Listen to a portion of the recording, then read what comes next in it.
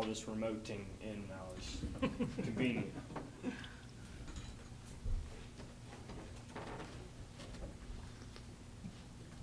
All right, Dave, when you're ready. You said good? Yep. Okay. Test, test.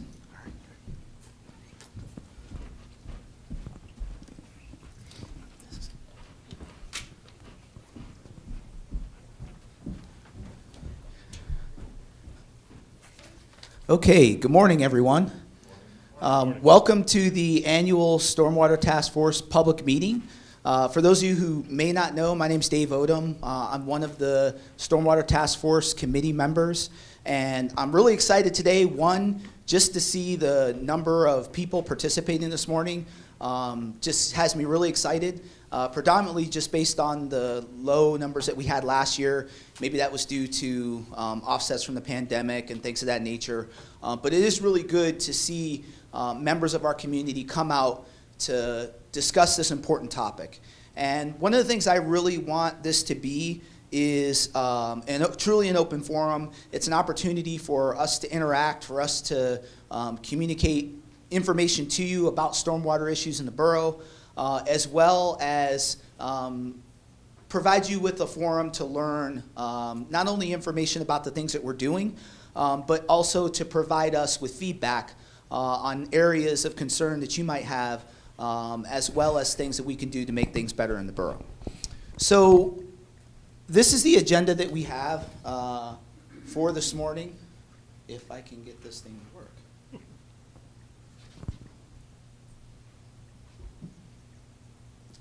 Hold on.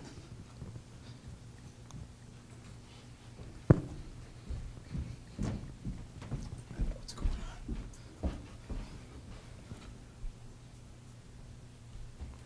There we go. Okay, so here's our agenda. We obviously have flexibility in this agenda. It may not go exactly as we have it planned up here, but the intention is to start with the welcome and give you an overview of the task force. That's what I'll be doing. Then we'll go into a annual stormwater work summary to give you some visibility into the things that have been happening over the course of the last year, as well as a review of our expenses and grants that we have allocated to stormwater work in the borough. Then KU Resources is here to provide you with an overview and status update on our long-term projects, both O-Block and Center Beach. At that point in time, we'll probably maybe take a short 10-minute bio break, and then we'll pick it back up with Penn State Extension, who's going to talk about the Stream Smarts program. They haven't arrived yet, but I expect that they'll be here shortly. And then we'll conclude with a public comment question and answer forum. Now, I don't want you to think that you can't ask questions as we go through the course of the agenda. At any time that you have a question, please feel free to ask, speak up, make your voice be heard. You don't have to wait until the public comment session. This isn't a formal council meeting. And again, I want you guys to be comfortable asking any questions that you may have over the course of the discussion period that we have planned for today for the next 2 hours. And then we'll obviously adjourn at 12. From what I understand, we're planning on doing the Stream Smarts on-site demo, the location to be determined, but that's going to be up to the Penn State Extension folks, again, once they arrive on site to support that portion of the agenda. So with that, before I begin, are there any questions before we start moving on with the topics in our agenda this morning? Yes, yes, ma'am. So I might have misunderstood. So this isn't about the sewer that they're replacing on Anderson? No. Not specifically, but it's interrelated. And if there's a question that you have about that and you want to bring that up and bring that to our attention, I see no reason why you can't do that. So most of this is going to be focused on stormwater issues, but if there's something specific to what's going on related to a sewage issue, you certainly can bring that to our attention, and we'll take that back to the borough staff. Okay. So an overview of the task force. So back in 2019, I think everybody remembers back on July 21st and 22nd, the issues that we had with the rainstorms. I mean, for those of you who were here back then in 2019, raise your hand, right? I don't think there was anyone that wasn't affected just based on the volume of water that we had. If your home wasn't affected, there were streets that you may have traveled that were affected. There were ball fields that your kids may have played on that were affected, parks, you name it. This was a very disastrous time period for us in the borough. We had numerous damages to both business and residential properties, and it was a significant problem that raised a lot of eyebrows relative to what we're doing in the borough with respect to stormwater issues. And so what we decided to do, and I'll talk about the formation of the task force in a couple seconds, is provide you guys with a report of what we've been doing on the task force, the accomplishments that we've made, the initiatives that are in progress, and essentially what's being planned for the future. Oh. Okay, so this is actually taken directly from our charter. It's the goals of the task force, and I'm not going to read each one of them, but just to give you some idea of what our goals of the task force are. Essentially, we're ultimately trying to address the systemic issues associated with stormwater and flooding issues in the borough, and in that regard, working to ensure that we've got the appropriate processes and procedures in place to address stormwater management. Some of the other goals that we have identified here is to make sure that we're really looking at the root causes of the flooding. And really that approach is important because we wanted to make sure that we weren't applying a Band-Aid approach to these problems. Oftentimes what you'll find is that these problems are very systemic, and there's a lot of historical issues associated with how the stormwater management has been done over the period of time that the borough has been managing it, whether it's issues associated with retention ponds or other stormwater infrastructure, is making sure that we addressed a lot of the root causes associated with that. And one of the things that you'll see today that approach led to is the defining of our long-term projects and addressing some of the major areas that have been flooded over the history of the borough. Some other goals that are really important, setting some realistic time frames for implementation and completion of the solutions that we've identified over the period of time that the task force has been in place, and then recommending solutions to the council. So this stormwater task force doesn't have any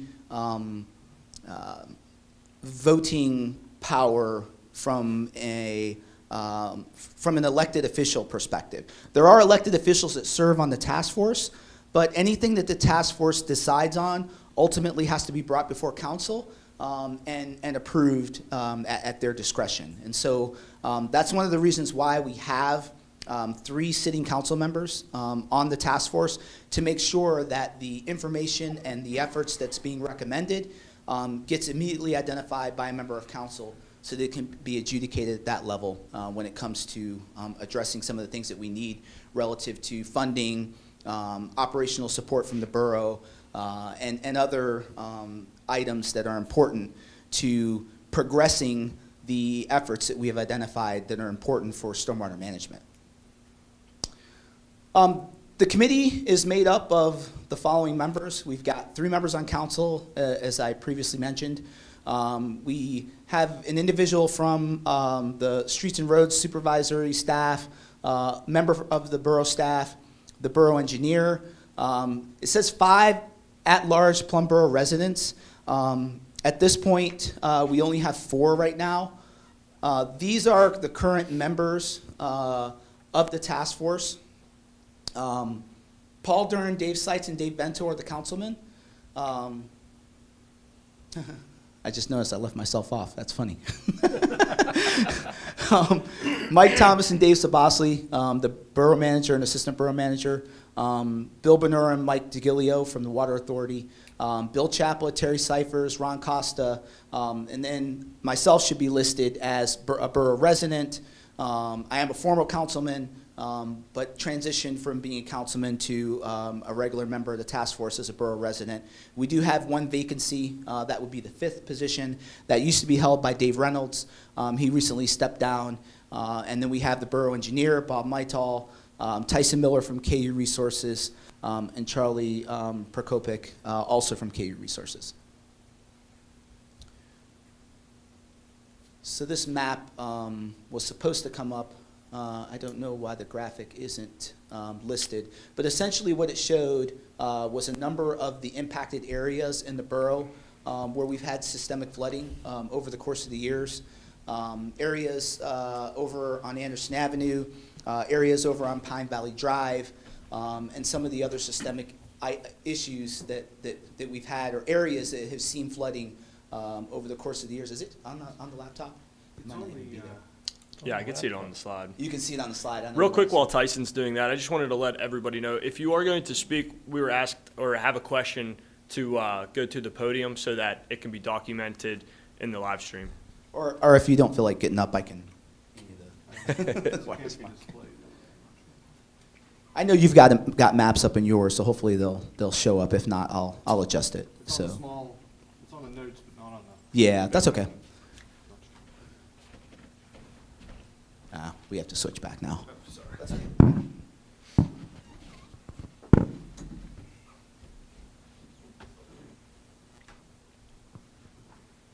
Okay, so at this point in time, Sam's going to come up and cover some of the items associated with the borough staff's summary of the annual stormwater work that's been done, to include information associated with financial expenses and grants. Sure. You mind if I just do it from here? Yeah, you can do it from there, whatever is comfortable for you. Sure. So my name is Sam Prokopik. My official title is the building code official for the Borough of Plum. Some of my additional roles include MS4 requirements and storm pond inspections and outfall inspections, and also grant writing in conjunction with KU Resources. While I am not the finance director, unfortunately, I won't be able to answer too many questions of yours in regards to the finances, but if you look at the spreadsheet above, this is a 5-year analysis of both partial services provided by the borough. This is not all-inclusive. The total number that you see there incorporates. Will you post the Yeah, PowerPoint? yep, yeah. So we have it, okay, thank you. Yeah. Yeah, I should have said that. These slides, I didn't print them out because there's about 30 slides, and it just would have been too much. So we're going to definitely post this up on the stormwater management page. So thanks. Yeah, and kind of piggybacking off that, if you do have any questions, feel free to give our office a call to speak with our finance director and or Mike Thomas. So the breakdown here that you're seeing is a combination of both audited and actual budgeted expenses. The total expense is calculated off of 5-year average in that column that you see there. You can go ahead to the next slide. Yeah, one thing I do want to point out here, because I think it's really important. So you see stormwater, right? When you look at the enumerated services that you see here, where does stormwater rank on the list? Can you guys see that? It's number what? It's number 2 behind police, right? So what you're seeing here is the prioritization now of stormwater work from a fiscal perspective, right? And it's now the number 2 item behind, our funding of our police force. So it's being taken seriously from a fiscal perspective, and we have to, because we don't have the fiscal dollars to back the work, then it's ultimately going to be difficult to get the things we want to get done accomplished. Can I- you can Yeah. repeat it if it doesn't pick me up. So those Recovery Relief Act funds that the borough got, there were millions. Were any of those programmed to stormwater, or are they just sitting there still to be programmed, you know? I do not think know that. some of them have been programmed, but when you look at the grants, you'll see there's some, when we get to that slide, I think it'll be clear, there's some italicized grant funding that has yet to be itemized for use. So I think that'll be answered in a couple slides. Yeah, that, and you have to realize that a lot of this money is spent on rebuilding already existing areas that are just collapsing. It's a shame, but especially in the Holiday Park area. That whole area there has been under, great pressure because things just are collapsing in people's backyards and everywhere else. So a lot of this stuff is redoing the old system. Unfortunately, not all of it's going towards the new problems. But that's okay, that's all part of the And it wasn't done, truthfully, it wasn't done to the extent that we're doing it now. So, the borough has upped its maintenance end to try, they're doing most of this work in-house. Some of the bigger stuff they do have to bid out. But most of it is done in-house with our people, which saves us money, so they're able to do more.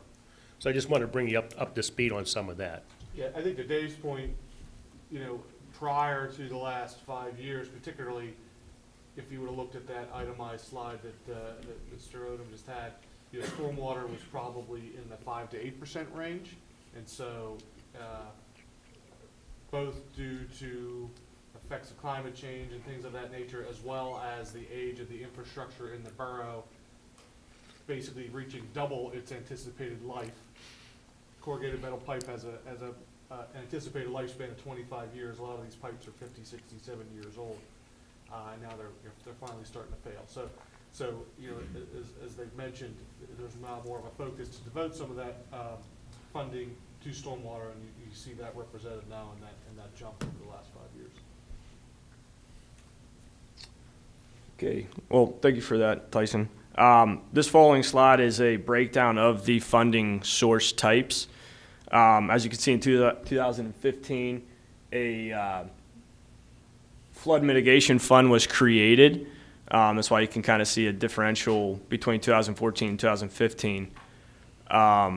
Again, I apologize. I can not really speak for some of these items.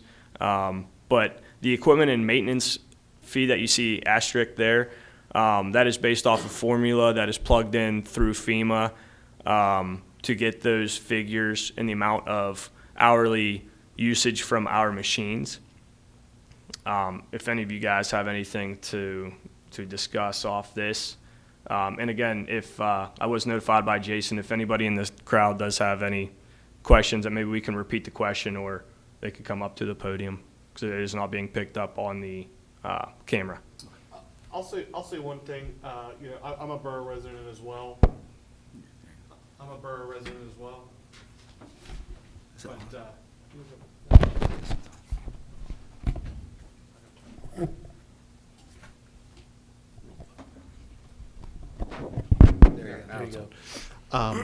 We all pay a $5 a month stormwater fee, and that is what that stormwater maintenance fund represents. For most of us, I think $5 a month and $60 a year isn't that much, but it does help. It has helped funding these projects. But just for everyone's edification, to put that in perspective, of the municipalities that have a stormwater fee, which include areas like Mount Lebanon, recently the city of Pittsburgh, and multiple other places, Plum's is the lowest. So at $5 a month, it is still something, but it is lower than many other communities, and you'll see most other communities adopting something like this. So I just want to at least bring that to folks' attention, just for comparison purposes. Sure. All right. Like I mentioned earlier, a part of my project or part of my job is to write grants for the borough in conjunction with engineering from KU. So some of these grants include the East Oakmont area, which was replacing some old infrastructure, as Tyson mentioned, that has been failing. Same with Holiday Park, Phase 1, Phase 2. Phase 3, we were denied. We're going to look to redo that project and hopefully include some additional areas. I think Tyson's going to be discussing the O-Block Pond expansion project and the Center Beach project. These projects are quite expensive, and there is a ton of engineering involved, especially with relation with DEP and EPA of that sort. We're looking always for additional funding sources to help out, both the borough and the borough residents. So we're working towards these items, and some of the ones that are italicized we have not even heard back from. The O-Block Pond expansion, for instance, is a FEMA grant. They often take close to a year to get back to us. Last year we were denied in July. So we resubmitted and are hoping to hear back from FEMA by this month, hopefully the end of this month, to find out if we were in fact awarded the $403,000 that we requested. So, thank you. Was the Center Beach italicized? I can't tell. The Center Beach was not italicized. We were awarded $100,000. We requested $500,000, so they did not really give us too much, but we received some. What we're going to do with the money, I think, is still being discussed, and I think the project will be further detailed by Tyson. It's good for the grants. Okay, we'll transition it over to Tyson, who's going to give us the update on the long-term projects.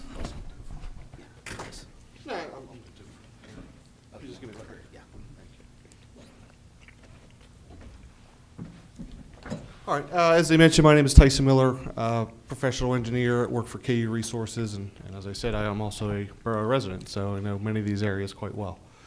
I'm going to talk a little bit about some of the miscellaneous projects that some of you are aware of around town. We'll talk about the long-term stormwater projects, which are O-Block and Center Beach, and then some future stormwater projects.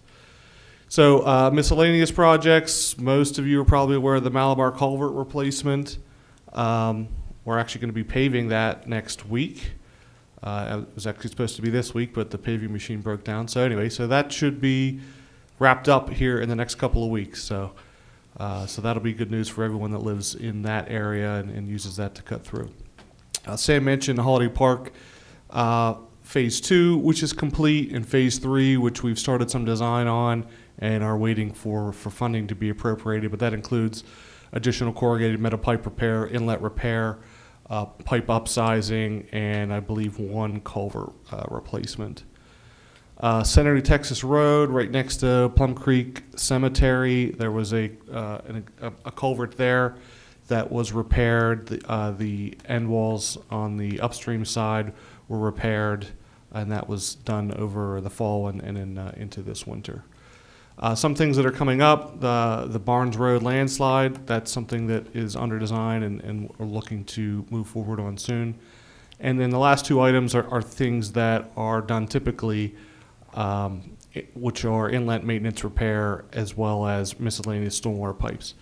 I do want to mention just for the borough staff, because I think it is, on behalf of the borough staff, because I do think it is important that before a storm, the public works crews do go out and remove debris and sediment from some critical inlets throughout the borough. So if there's a low point or an area that's known to flood, they will go out and hit, I think it's a list of 60 problem points that they go through, and once they get those cleaned out, then they move on to other ones. So they do try to be proactive. All this maintenance is documented.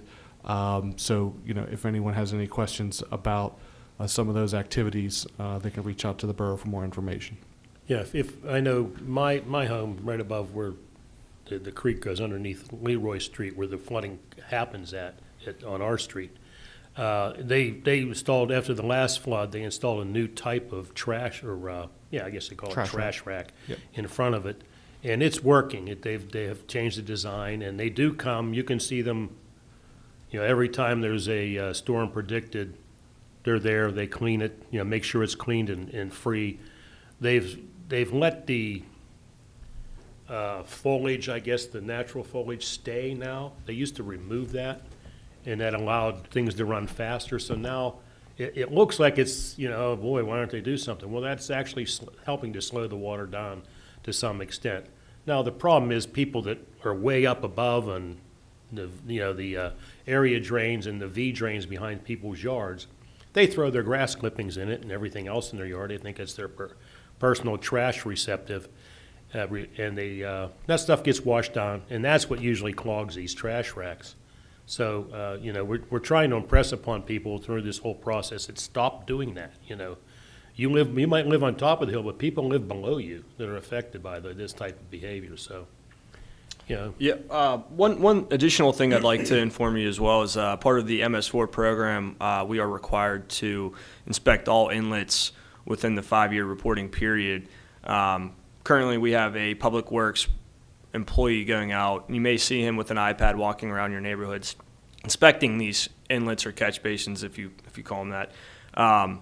And within the report that in the information that he's collecting, we can run a report for the inlets that need cleaned and, if not totally redone. So while there is approximately over 6,000 catch basins within the borough and counting, because we are finding some that are buried and, like Dave mentioned, people cover them up with their own debris from their house.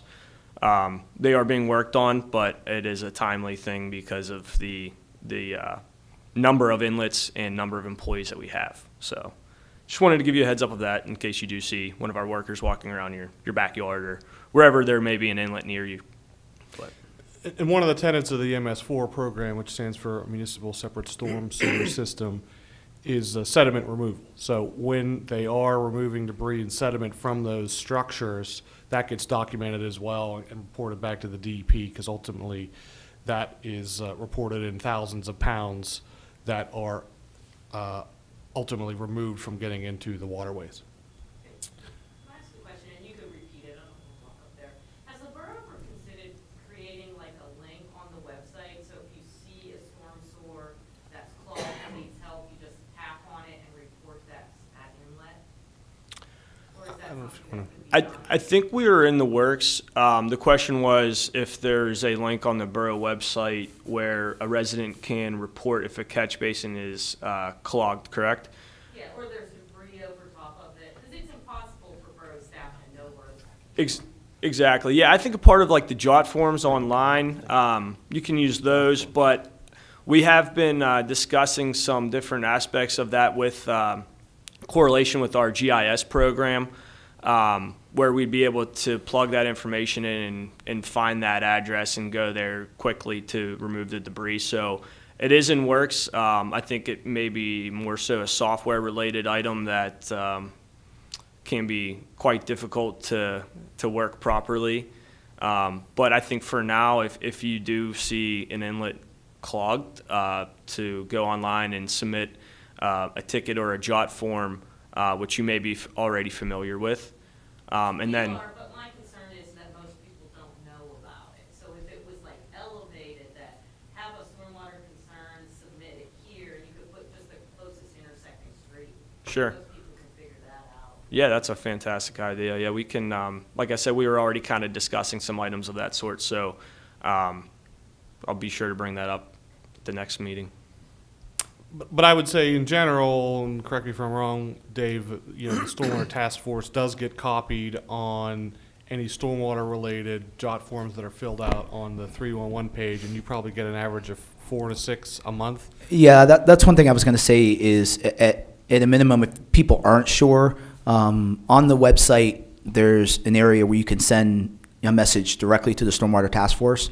And if people aren't sure or don't know, they can always resort to that methodology, because that's going to go to every member of the task force, and then ultimately the visibility will be there. But I think the way we'd like to have it set up in the future is exactly what Sam was talking about, where someone, whether it goes into a jot form and ultimately gets into our issue tracker system, how can we get that seamless automated handoff so that they can see it in GIS and get notified and then take action on it? So I think that's ultimately where we want to be. The fail-safe is, people can always submit something to the task force email. It'll Yeah, immediately be brought to our attention. We do review that every meeting. So we do go over all the calls and, if they were already responded to or if they need responded to, so. Yeah, and we go over every email that we get on that, whether it's just, hey, I don't like something, or it doesn't matter. Like the important thing, and again, in my opinion, one of the reasons for the task force is to make sure that we're addressing the issues that the public brings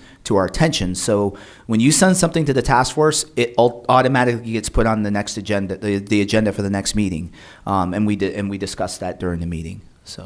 And I apologize. It was not Jotform, but Borough Connect on our website that you can find and submit requests and questions. But just to elaborate a little bit more about the correspondence that we do get, I guess those kind of get lumped into really three buckets. There's one that are typical maintenance items, an inlet or something that needs to be cleaned out, and typically public works staff go out and address that. Then there are other items that are, let's say, in question. Someone's complaining about flooding in their backyard, and that usually gets escalated to my office, and we will go out and investigate and see if there is some cause for it. Sometimes, more often than not, there's a broken pipe, a clogged pipe, something of that nature. But sometimes the answer is it's just rained a lot, in that current period. So we'll go out and do a hydrologic and hydraulic investigation of that, and then the third ones are really more long-term issues, repeated flooding concerns, and that's really the basis of the task force to determine how we can try to address these long-term. One other thing I'll mention, is the borough has really kind of also ramped up the inspection. So, Malabar culvert replacement was really a function of, it just so happened the borough manager, Mike Thomas, and I were kind of responding to some complaints along the Pine Valley Drive. And we walked the whole stream, and, when I walked through that culvert, I saw that it was in disrepair, and it just so happened about a week later, we also got a report from PennDOT. Any bridge or culvert that's over 20 feet wide it's called the NBIS system, National Bridge Inspection System. Those all get inspected by PennDOT, whether they're owned by PennDOT or not. But those structures that are less than 20 feet, the borough has tried to ramp up inspection of those so that we can try to identify ahead of time when some of these pieces of infrastructure might need replaced.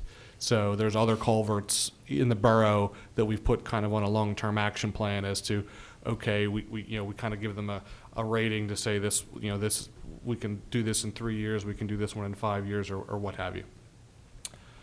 Okay, so I'm going to move on now to the long-term projects, which again are presently the O-Block Road Pond and the Center Beach project. The O-Block Road Pond is at the intersection of Key West. I'll show you a map here in a second. Intersection of Key West and O-Block Road. There's an existing stormwater management pond there that manages some of the stormwater runoff from the Sika Drive development, and that has a host of different permits through both the local conservation district and the DEP.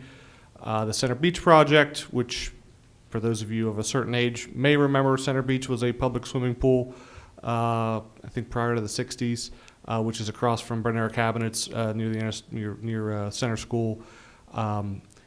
That's slightly different. That's an inline flood control impoundment. We're also planning a passive recreation area with some walking trails and a pavilion. And similarly, that has Conservation District permitting, PA DEP permitting, as well as Bureau of Dam Safety permitting. So really what we try, I guess, the Stormwater Task Force, when, during its inception, tried to identify locations within the borough that were open space, so to speak, or were, candidate targets to put in a stormwater management system.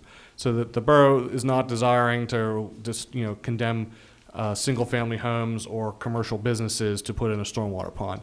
So largely the borough is fairly developed. So there's not as many opportunities to install these management areas as you might think. So, for instance, for the O-Block Road project, I mean, the entire, Pine Valley Drive and all the way down to 286, I mean, that from O-Block Road down, it's pretty much completely developed. So, we're really looking at any areas above that. And so this location was selected because, one, there was an existing pond there that we thought we could expand relatively easily, but two, it's mostly private property upstream of that.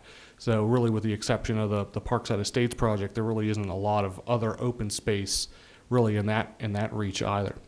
And similarly for Center Beach, during that 2019 flood, those businesses there, Bonera's and Funfars and the convenience store there and the beer distributor, those were pretty particularly hard hit. So we knew that there was an acute flooding problem at that relative location. So again, that's part of the methodology for why these locations have been selected. But it's important to consider that, in some instances the borough owns some of the property, in other instances they don't. So that's part of the reason why these projects do take so long, is that the property needs to be acquired. So, with the Center Beach grant, that's one of the ways that $100,000 could be spent as part of the property acquisition, and the borough did acquire that property earlier this year. But for O Block, they have an easement for one of the property, or part of the property, but there's still some property acquisition that needs to happen there. But some of the other long-term projects, the future ones that we'll talk about, some of those are on private property, and the borough will need to move forward with discussing that property acquisition. So basically, how we determine how well these management systems are going to perform is that we use GIS data that the borough and the county and state have for the watershed that drains to a particular point, and we're able to determine, based on the GIS information, how big the houses are, how big the driveways are, how much lawn, how much forest. All that goes into a set of equations to determine a runoff value at a particular point. And so you'll see here that I've provided some rainfall data. So what that means is, 80% of the storms are 0.7 inches or less. 90% of the storms we get are 1 inch and less. And actually 99% of the storms are 2.1 inches or less. So it just so happens, the storm in 2019 happened to be in that 1%. And unfortunately, whether you believe in climate change or not, the statistics would show that we're getting more 100-year storms now in the last decade than we've got about 17 in the last 10 years, where they averaged, we've had about 17 25-year storms or more in the last decade. In the previous decades, it was pretty steady at 6 or 7. So statistics would definitely support that. So, sorry, this map's a little bit hard to see at this size, but basically this is the drainage area that's going to be draining to the O Block Road Pond. It's about 1.4 square miles, which is a little over 800 acres. And you can see I have listed what the volumes are associated with the 80, the 90, and the 99th percentile storms. So in that 80th percentile storm, there's 151,000 cubic feet. A cubic foot is 7.48 gallons. So you can see that that's, close to 1 million gallons just for that 80 percentile storm. The 99th percentile storm is 1.78 million cubic feet. Yes, ma'am. Do you have a I do. Yeah, that works. Press on it. could show us generally where you're Nope, not that No, one. you did the wrong one. There you go. Hit the middle button. I think the middle button has a. There it is. Oh, I just saw it. There you go. Over there. Thank you. Sorry. So yeah, here. Thank you. This is that drainage area. It goes kind of all the way around Parkside Estates, up by Beals, Amplified Church, Our Lady of Joy Church, most of the other residential developments, and then also includes Larry Mills Park. And the pond is where? The pond in this map is at the very bottom, and again, that's at the intersection, and you'll see that on the next slide, which I have a plan. I think you'll see that a little bit closer. So as I mentioned, property acquisition for some of the additional property that's needed for this project is in process. As far as the permitting goes, we have received 2 rounds of comments from the DEP on what's called a joint permit. It's called a joint permit because it's jointly issued by the DEP and the Army Corps. We have resolved any NPDES, which is called construction stormwater. That's been resolved, but they won't issue that permit until the joint permit is issued. So really the only thing remaining is the property, finalizing the property acquisition and then providing some stream mitigation. So there's a tiny, I'll go to the next slide, might be able to see it. There's a, so this is O Block Road here. Here's Key West Drive. Can't remember, is that Rainier or what? It's Surfside. Surfside, sorry, Surfside. So the existing stormwater management pond you can see today is in this area, and we are expanding it to be this whole size. So we're basically able to quadruple the amount of volume that's in there today. And this system works by having an intake structure at the stream. So the intake structure is set basically at the normal water surface elevation. So as floodwaters begin to rise, the water will flow into this inlet structure, and essentially this will function as a bathtub that as the waters start to recede, then it will slowly drain out from this big basin. But one of the issues that we're having with the permitting is that there is a ditch, if you look on the side of the road coming from here and from the neighbors across the house, that the DEP has determined is a stream, and therefore we need to provide mitigation for 130 feet of stream here. So again, we're working with the borough to identify a suitable mitigation location to provide some stream enhancements. And for you can see an example of those type of stream enhancements right by Bowser Chevrolet in Abers Creek. There are logs and J-hooks and things of that nature. Those are kind of structures that provide fish habitat and also some flood control that stabilize the stream bank. So again, we're working on a location for that. And just, sorry, Tyson, just for some perspective, right, from a layman's term. So when I sit in the stormwater meetings and task force meetings, and I get the updates from Tyson and others, and I'm always kind of asking myself, why does this take so long? And a lot of the things that he's referring to relative to these permits that have to be obtained, as well as the land acquisition, which is no small undertaking, unfortunately, is what drives these things to take so long. And it's frustrating for myself. I'm an IT guy by trade, right? So I'm used to pushing a button and watching things happen. That's not the case when it comes to a lot of the stormwater work. And things are progressing, but they just take a long time, unfortunately. And we've been working on this project now for the last really 2 years, and we're hopefully going to get it underfoot over the course of the next year with respect to making sure we have all of the permits issued. As well, of course, getting the land acquisition stuff taken care of. And that's not something that is 100% under our control, right? We have to work with the residents who own the land in order to acquire it from them.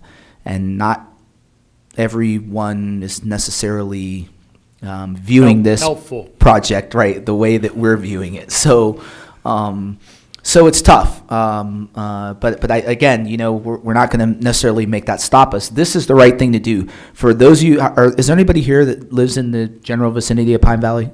Okay, so this is going to help with the issues on Pine Valley, and we've got to get, in my opinion, this done in order to address one of those major systemic flooding issues, because it's not going to get better. We know that, but this project is ultimately going to mitigate those issues. So, go ahead. What is the acquisition? Why is it needed, and how much property do you need?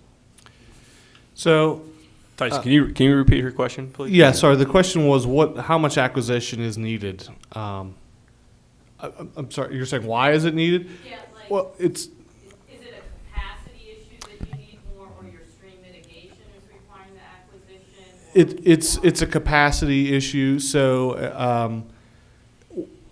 As part of our alternatives analysis with the DEP, we do look at, what if we just kept the pond in the location here.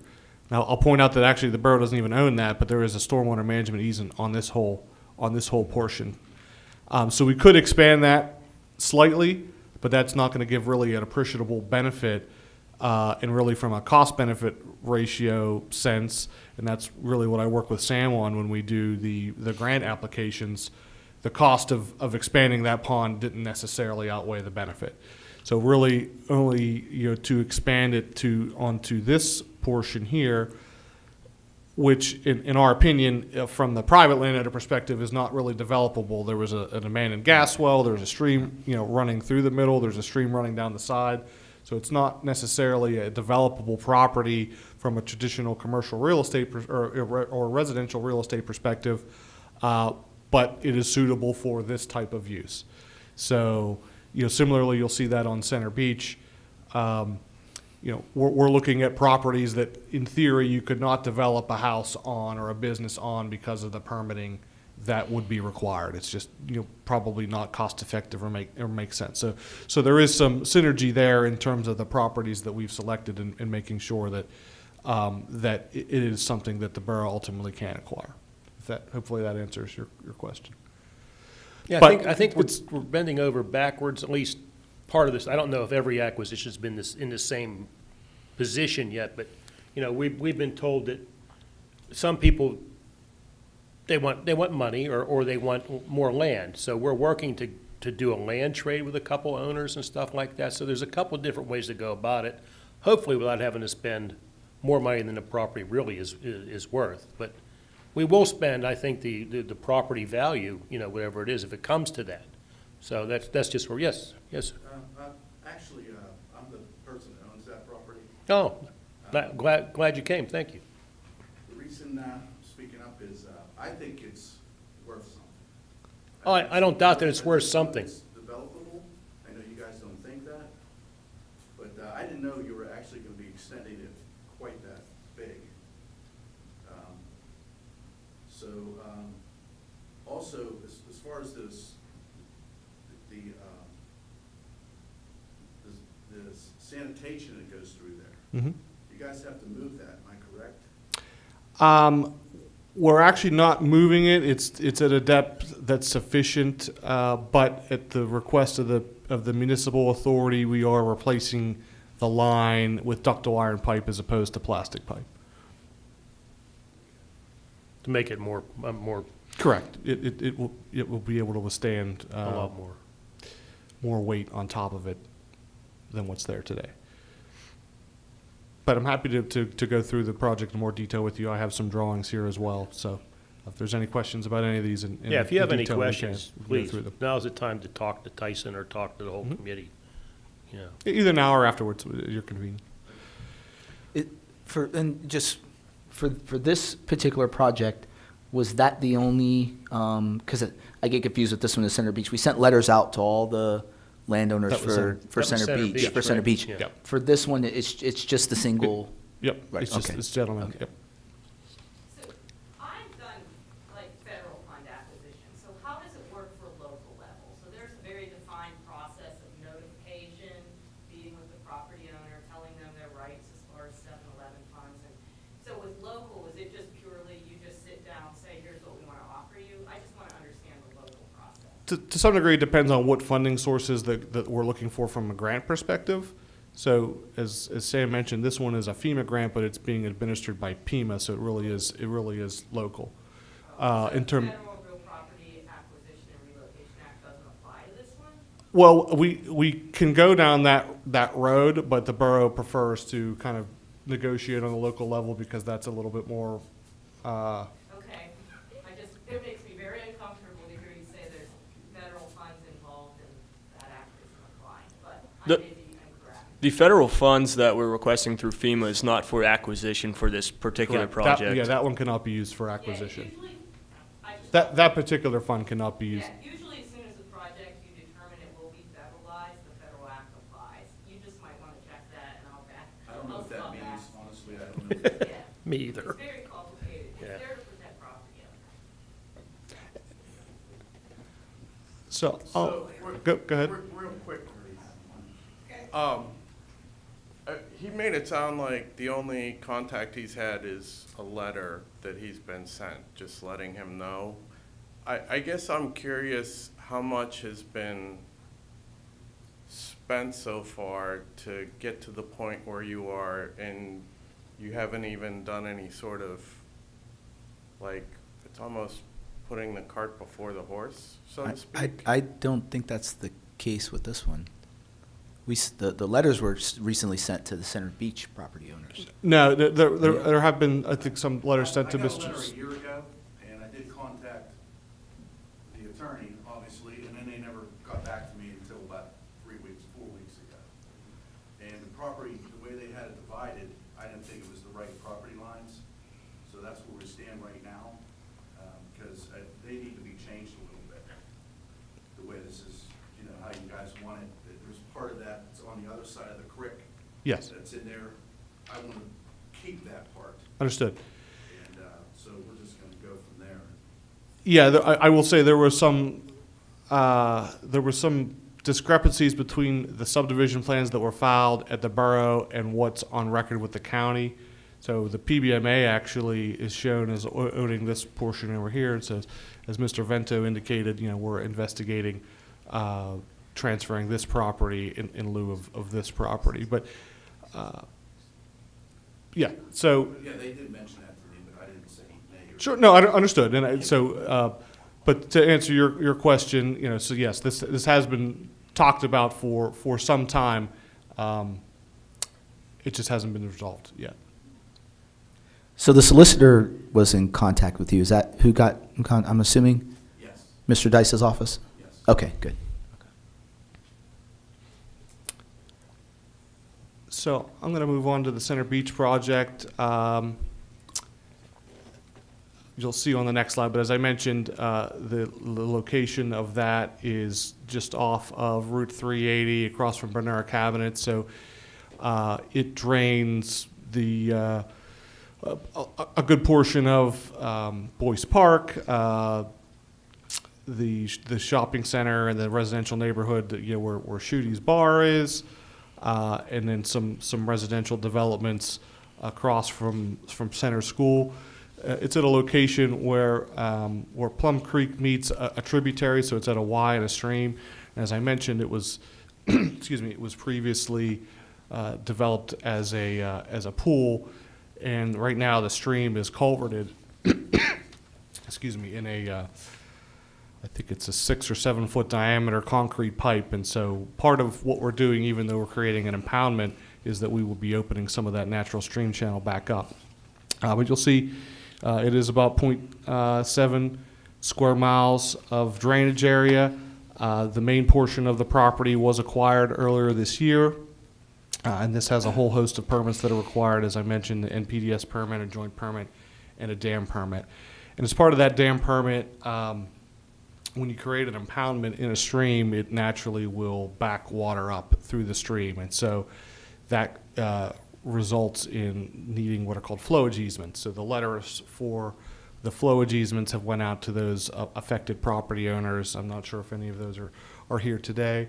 Looks like one gentleman. Two, good. So if you have specific questions, we can go through that. But essentially, you know, we're looking to, as I said, create these impoundments and ponds to store water.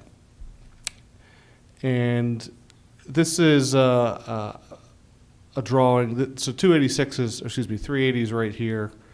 The stream is actually open right here, and right now, as I said, it's culverted along this section, and then there's a stream that comes down this way, and then Plum Creek comes down this way.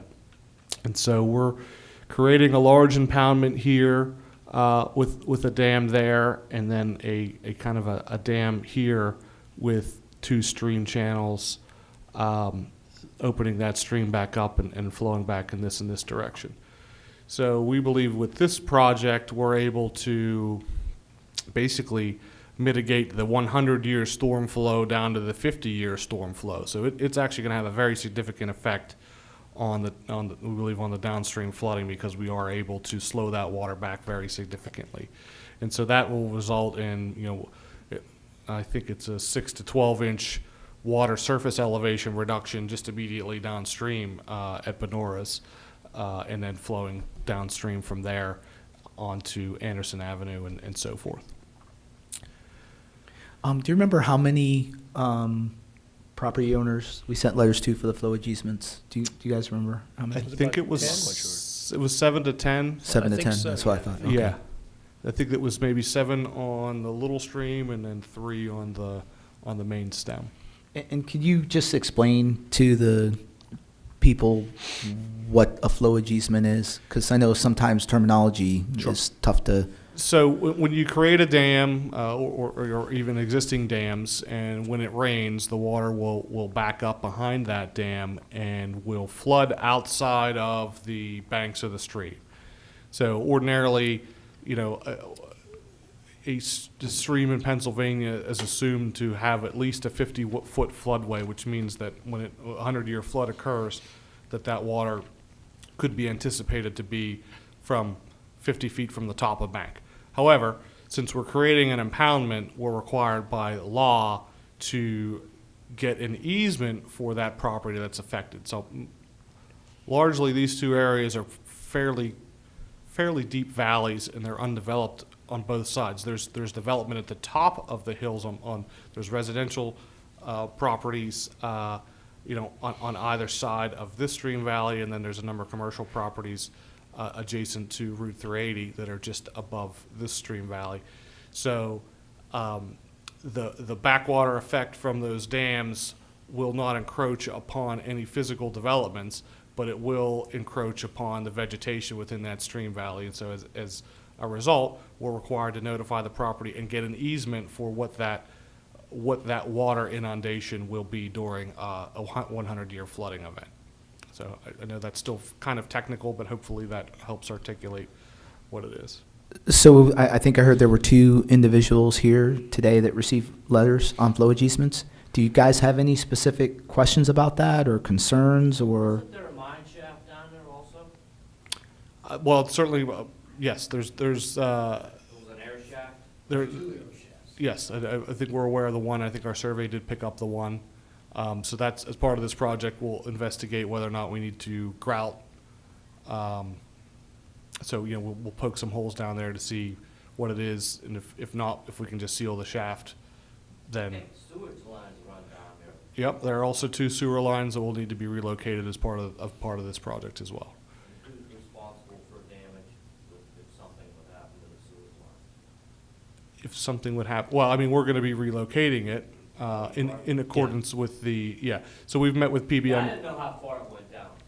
Yeah. As a matter of fact, the sewer line pretty much runs right down the center. It parallels where that existing concrete pipe is. Yeah, I knew it went down pretty far because I see the cleanouts that go down into the creek, but I wasn't sure.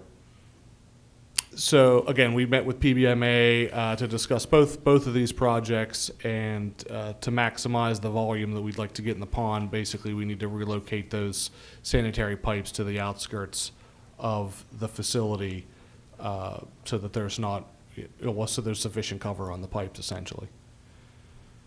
How far are you gonna back water into those properties? What's the depth? What's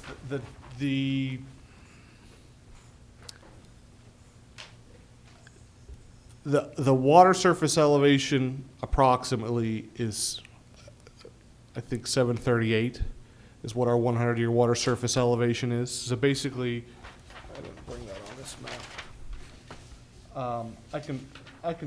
Actually, it is kind of shown on this map. No, this is the floodplain. I could show you on this map if you want to come up, but essentially, we calculate what that 100-year water surface elevation is, and it shows what that level on inundation is. So you can see here's the 1040 contour line, this one. So it's the 10, see, here, I should have brought a pen. The 1040s. Let me get my bearing here. I own 7993. I own commercial properties. So you're up here. I'm up here. Yep. So, you see this 1040 contour is this black line, Okay. basically. So you'll have, in this location, directly upstream, it could be up to 10 feet, but as it gets closer, it'll tail off down to I zero. need copies of all these. Yes, so I know that Mike had met with you, and we've adjusted design based on your meeting, so I don't have the final design for you yet, but we will have that soon. Okay. So, yes, but we did take your feedback into account with this, so. Yeah, thanks for working with us too, because we're not really, you know, we're not trying to get anything over on anybody. If anybody has a problem, we want to address it. But we also want these things to go forward, you know, so thank you for cooperating, you know, Yeah. as much as you can. So you can't see it on this one, but if anyone wants to come up and see the print. So I did mention, we have some passive recreation plan for this project. So there is a little parking lot that's going to be here and a pavilion, and there will be a walking trail around the perimeter of this and then across this dam here. So it's about a half-mile loop throughout there. So we're trying to, make these amenities and not just an unsightly, hole to the extent possible. Quite, I would just like to say, I want the unsightly hole. I could care less about the recreation. After having 4 feet of water in my house, I frankly could give a damn. Yeah. About all that extracurricular stuff. I know you want to make it beautiful, or whatever. I just want it done. Or phase it, so you build the pond. well, that is. That's the plan. Yeah, Yeah. that That's is the the plan, and part of the reasoning is that by making it a recreational facility as well, we are eligible for other funding streams. So that's part of the methodology behind I hope this. that walking trail doesn't take precedence over. what the We railroad- will take that feedback and make sure that the first phase is to get the substance in. To Yeah, make- to we make want the we ugly want hole. functional first, Yes. right? Yeah. Functional first, recreational follows the functional Ugly hole aspect. comes first. Yeah. The ugly hole comes first. And then, That's and, very important. but- and, the future long-term projects will be addressing more of Anderson Avenue, so, but this is gonna help greatly reduce the flow. I'm sure you can Yes. see that. So maybe one of the things we can also bring up, because we've had substantial discussions the last 2 task force meetings, is maybe we can speak to the additional issue we found with the turnpike. Yep, that's coming up. Is that, okay, good, Yep. got it. So again, if there's any more specific questions about this one, please let me know. But as I had mentioned, based on some feedback, we are tweaking the design, and as soon as we get those flowage easements recorded, then we can submit the dam permit application to the Bureau of Dam Safety. When will we be notified about the easement? Well, we did want to discuss it with those folks that were willing to come today and talk about it if they had any questions. But essentially, I would think in the next 1 to 2 months, you'll have an actual plot that you can review. And Is there some kind of compensation for that, or what? I don't know the answer to that if we've discussed. I'll have to talk to the borough manager and get back to you on that. I would ask for it.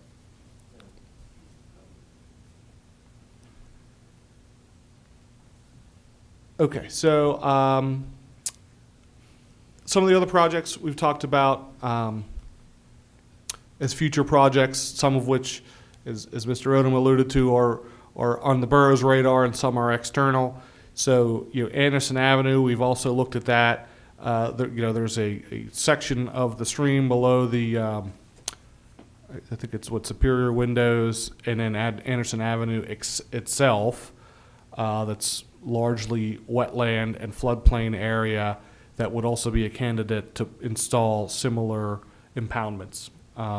So we have a preliminary design for that, but we've not furthered that, and we've not reached out to those property owners yet to discuss that project. But we have been talking about that as an additional measure. Layman's terms, like, what are you talking about? Basically, putting in some additional dams. Yeah, it's gonna be a step-down process. And So we have it designed for 4 dams. So basically, again, I think it's about 1.5 miles from the window business down to Anderson Avenue extension. And so we have located essentially 4 dams in that section that would create 4 ponds, 4 pools during a flooding event. remember where the beaver pond was? Yes, yes. That area is gonna be one up. Left the beaver pond there. Yeah, we didn't have anything to do with taking the beaver pond down. The beavers did that themselves. When they're out of food, they leave. That's their thing. Or they could be angry, potentially. Yeah. They got flooded and they wanted to leave too. But so anyway, so yes, think of that for beaver ponds, but a little bit more. We'll use something more than But just I think, sticks. just as another point, you can see these projects are still coming, and the one at Center Beach is gonna be the more immediate help. Correct. And then, but even the College Avenue stormwater detention pond will stop that water from rushing down the stream that floods me. So there's that if it goes to Anderson Avenue, you know, goes down, was it Jackson? I don't know what they call that particular tributary, but it goes down to Anderson Avenue again, you know, and it rushes down there and floods those homes out on the extension and everything else. So, yeah, it's all coming downhill, and that's where you guys live, you know. And unfortunately, but I think you'll see a lot of relief just from the Center Beach project.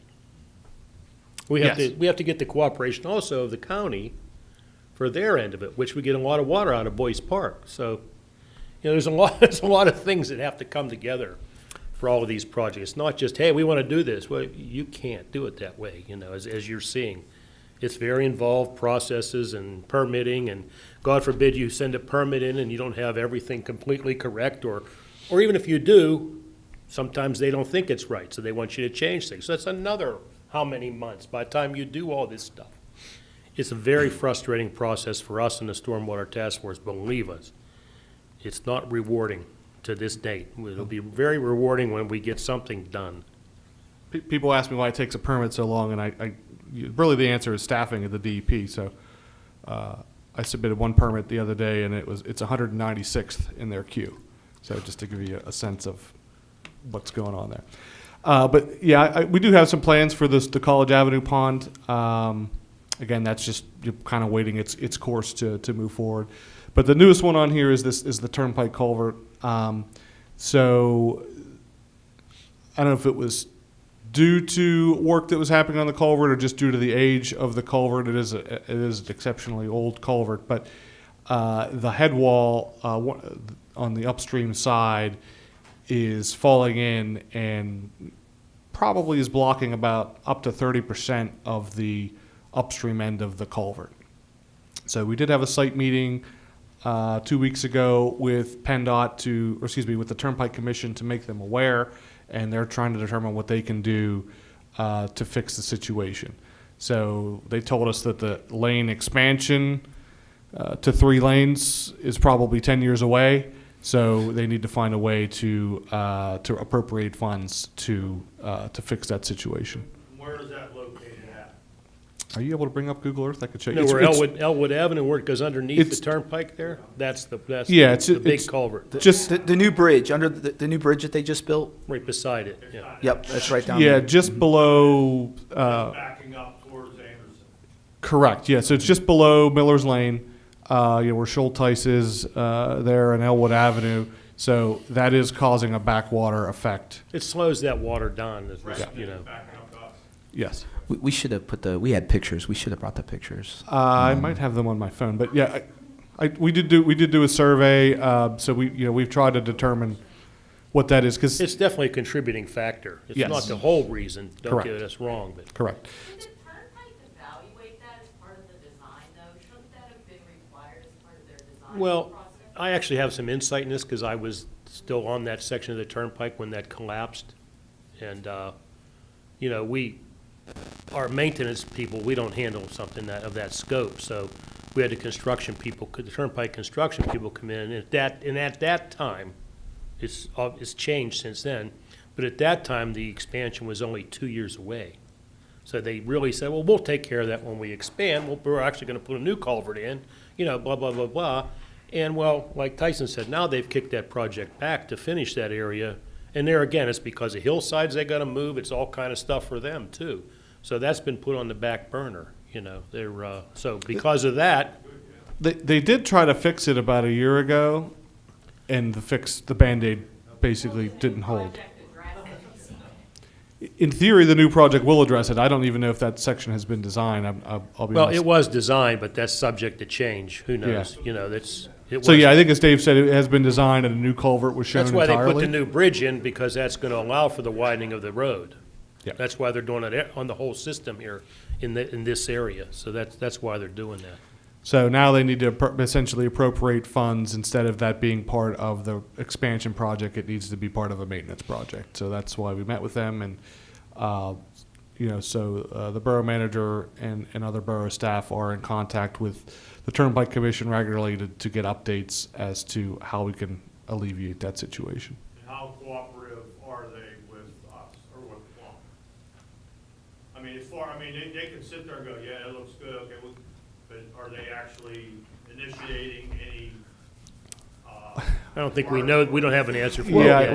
we haven't seen anything of substance yet, but at least they've answered the phone, so that's the first step. Well, and we had that initial, They they had had a an meeting. initial meeting They had a with, meeting. what was the guy's name? From John the, Logan. yeah, from the Turnpike Commission. So they're receptive to our, you know, concerns? concerns, yeah. yeah. But to your point, you know, when are we going to see tangible action take place, right? So I know it's one of the items that we continue to bring up during the task force meetings to make sure we've got some type of forward momentum happening because, you know, we're now dealing with an external entity again, then we're relying on them to fix something. So, but based on what I've seen, it really seems like this may have been the start of some of the major problems that we saw down on Anderson, especially that day, was it last year? We went down and on Miller's Lane, literally like all of Miller's Lane was like flooded, and we had never seen that before. It was really strange. Like usually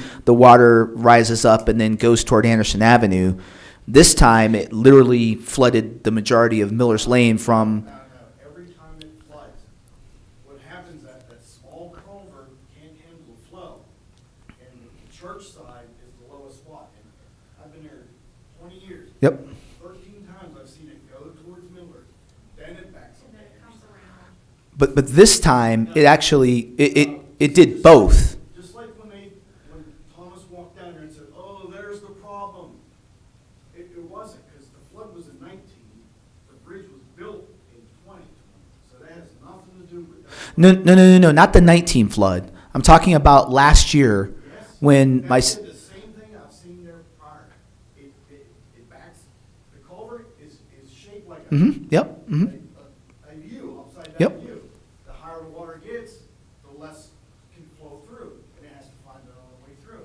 It goes through the parking lot, across Miller's Lane, and when that gets too much, and another thing, across from Miller's Lane, we had a nice big floodplain. The borough keeps dumping dirt in there. Oh, filling it in so the water doesn't. It's up 2 to 3 It's feet. high, yes, it is definitely It's higher. not the borough, it's the water authority. But Yes. it's still the Yeah. borough. Exactly, Right, I understand, yeah. but But there's- please there's- don't think it's there's our a public difference. works people, it's not, you know? Yeah. It's somebody in the borough doing it. It's Yeah. not just the neighbors doing it. I get that, and I've seen it happen, so I understand what you're talking about. Once they come down and they took it out, but there's another power down there. but did the flooding, and again, maybe this is just my misconception, I don't remember the flooding ever going up so far past Miller's Lane like it did last year in 21 when we came down. I've got plenty of pictures on this phone.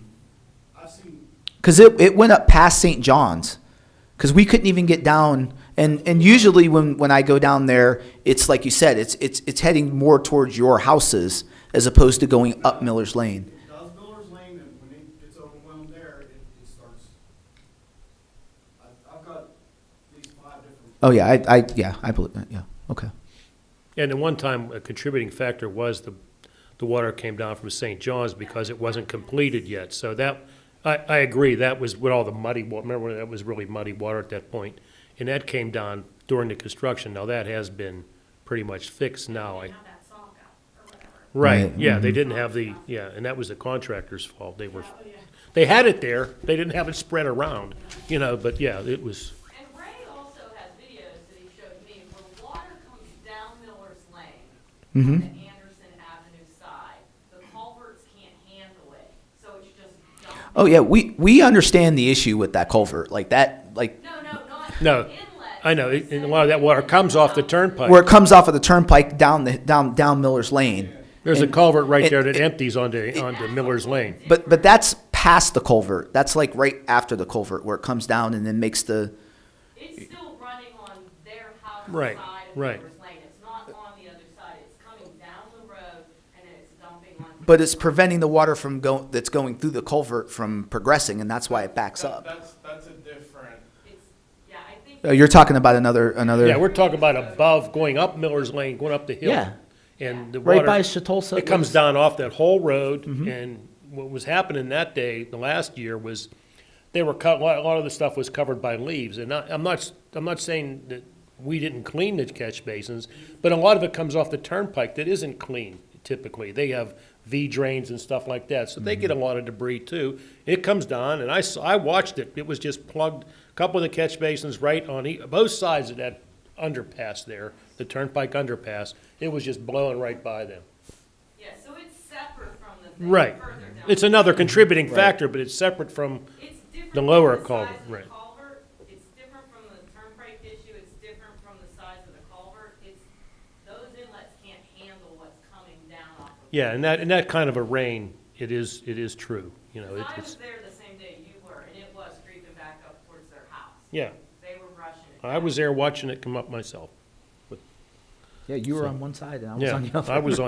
I was by their homes, and Yeah, no, I could get across. But if you have information, Chance to do anything with the Miller's Lane culvert. So we can all talk about the turnpike taking care of their problem.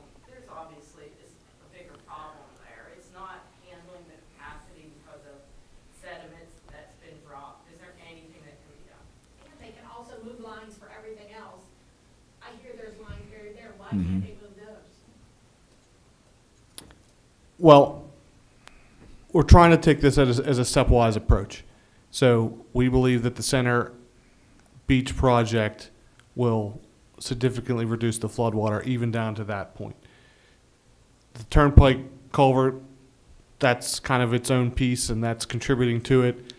But that is something that we are looking at as well. So we currently are doing an analysis of the stream from the Turnpike culvert up towards Anderson Avenue to see what should be the proper size of that culvert. What's the structural integrity of that culvert? Is it fair, good, excellent? Has anybody evaluated it yet? It has been, but I don't know off the top of my head, but I can get you that information. Yeah.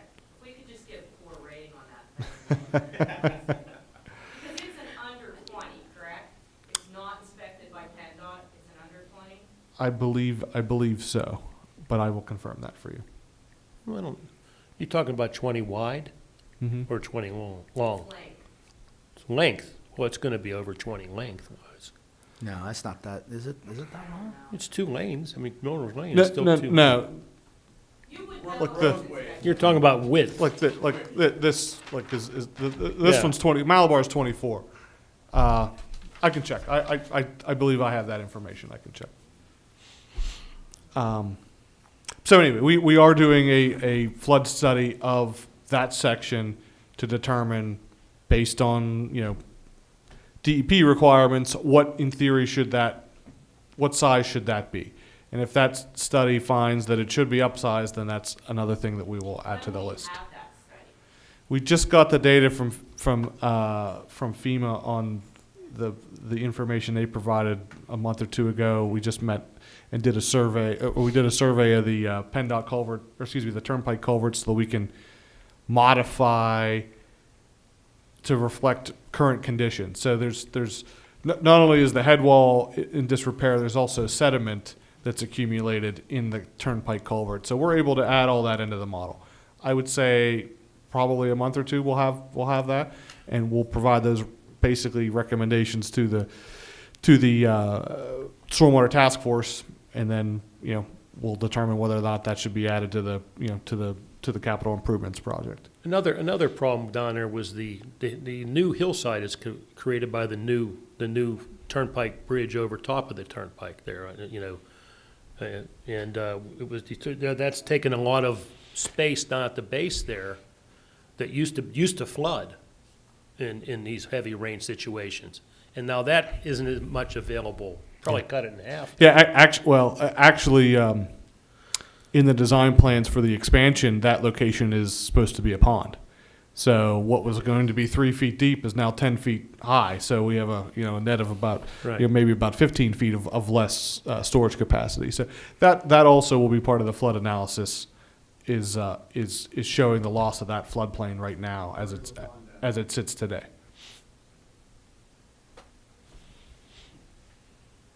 And I think that's all I have.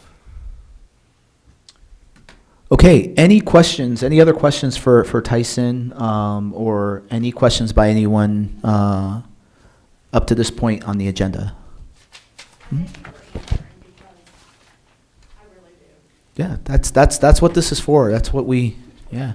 Well, yeah, you need, Go ahead, Carlos. I just had a couple of things I wanted to say. So I came to the working session meeting this week, and there was a planning commission hearing beforehand.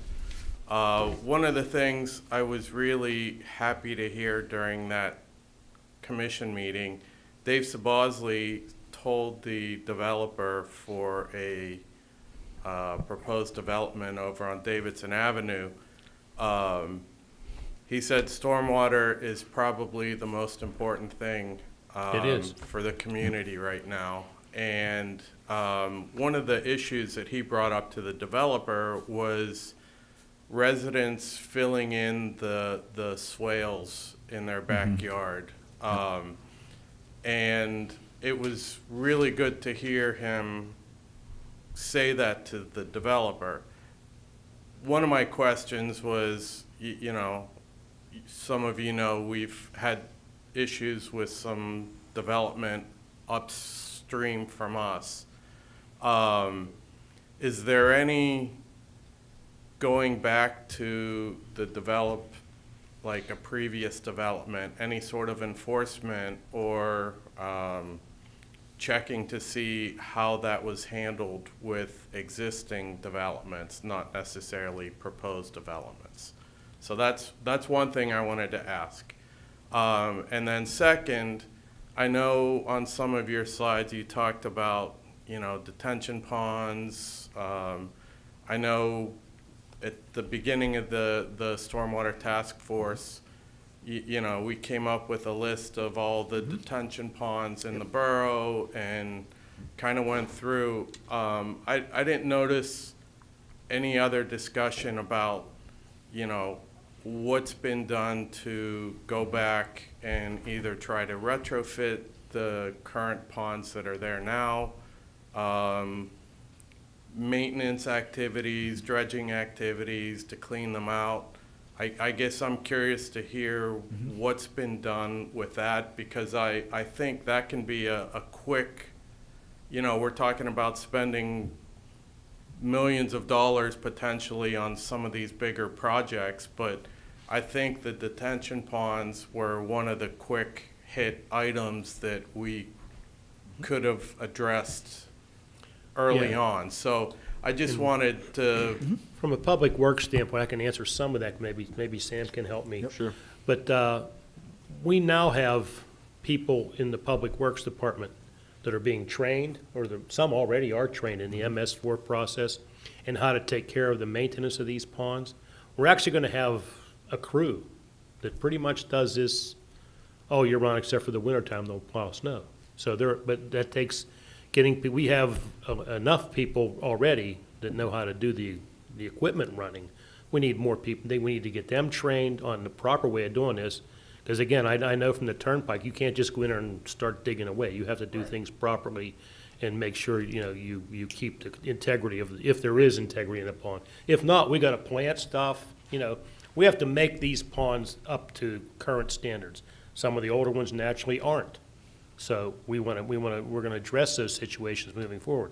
And a lot of that money goes towards this goal. And you're absolutely right. I think we all know the problem with existing builders, you know, or past builders. And we're doing whatever we can to make sure that doesn't happen by that attitude. You just heard from Dave Sabosley. That was good what he said that night. And, you know, we have to make sure, and I think we're doing that as part of the byproduct of the Stormwater Task Force, is that that's a priority for the community and for the people that work for the community. And I think we've done that anyway. But it's just the start of the process. And Sam can say more about the day-to-day stuff than I can. I can elaborate on that. I think if memory serves, the inventory showed that there was something like 61 60. ponds Yep. in the borough. Yeah, we haven't forgotten about it. And There's- That was the first thing we did. I didn't.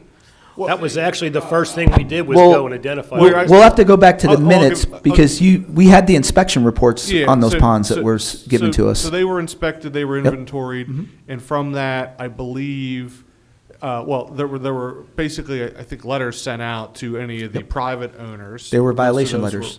Yeah. So, and they have gotten a positive response, and some maintenance activities has occurred on those. on the ponds that the borough owns, I believe there are 8 under design right now for a retrofit project.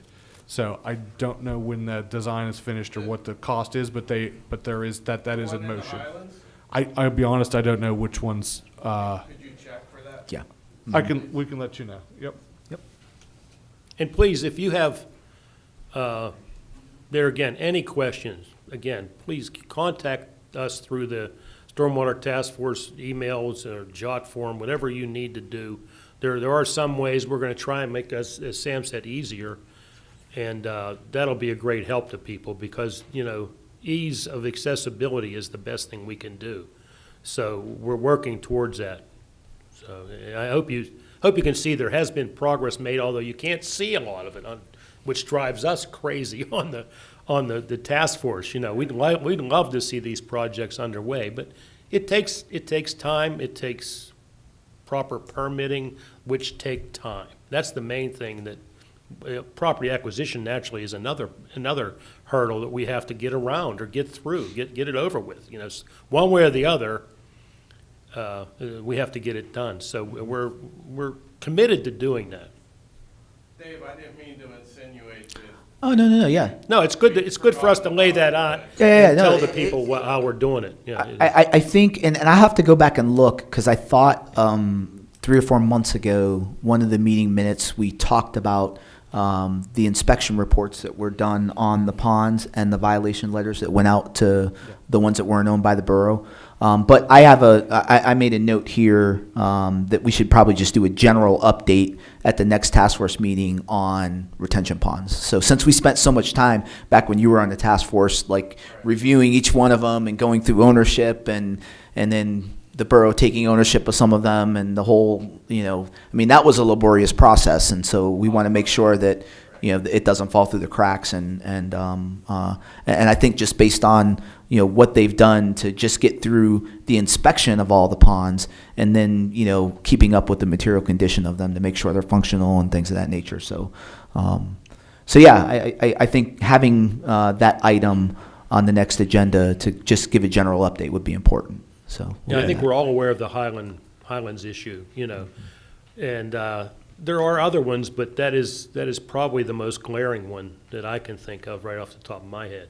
I'm sure Sam or Tyson can give you more, There's a few others. but it is, you're not alone in your misery. I'm sure, if misery loves company, we all got company, so there is a lot of stuff but it is we're trying to alleviate these problems. I can say we have received quite a bit of feedback from more so some of the private property owners that have these ponds that were pretty lousy. And we've met with a bunch of them on scene. Some of them have cleaned them up and did what we asked. Some of them have not responded. So we have a meeting to discuss what the next step is to send a second violation letter to those and to follow up with some of the pond owners that have reached out to us that haven't quite got to the work. Obviously, today's day and age is pretty crazy with trying to get contractors to get to those locations to do the work, which is quite extensive and expensive. So like anything, stuff does take time.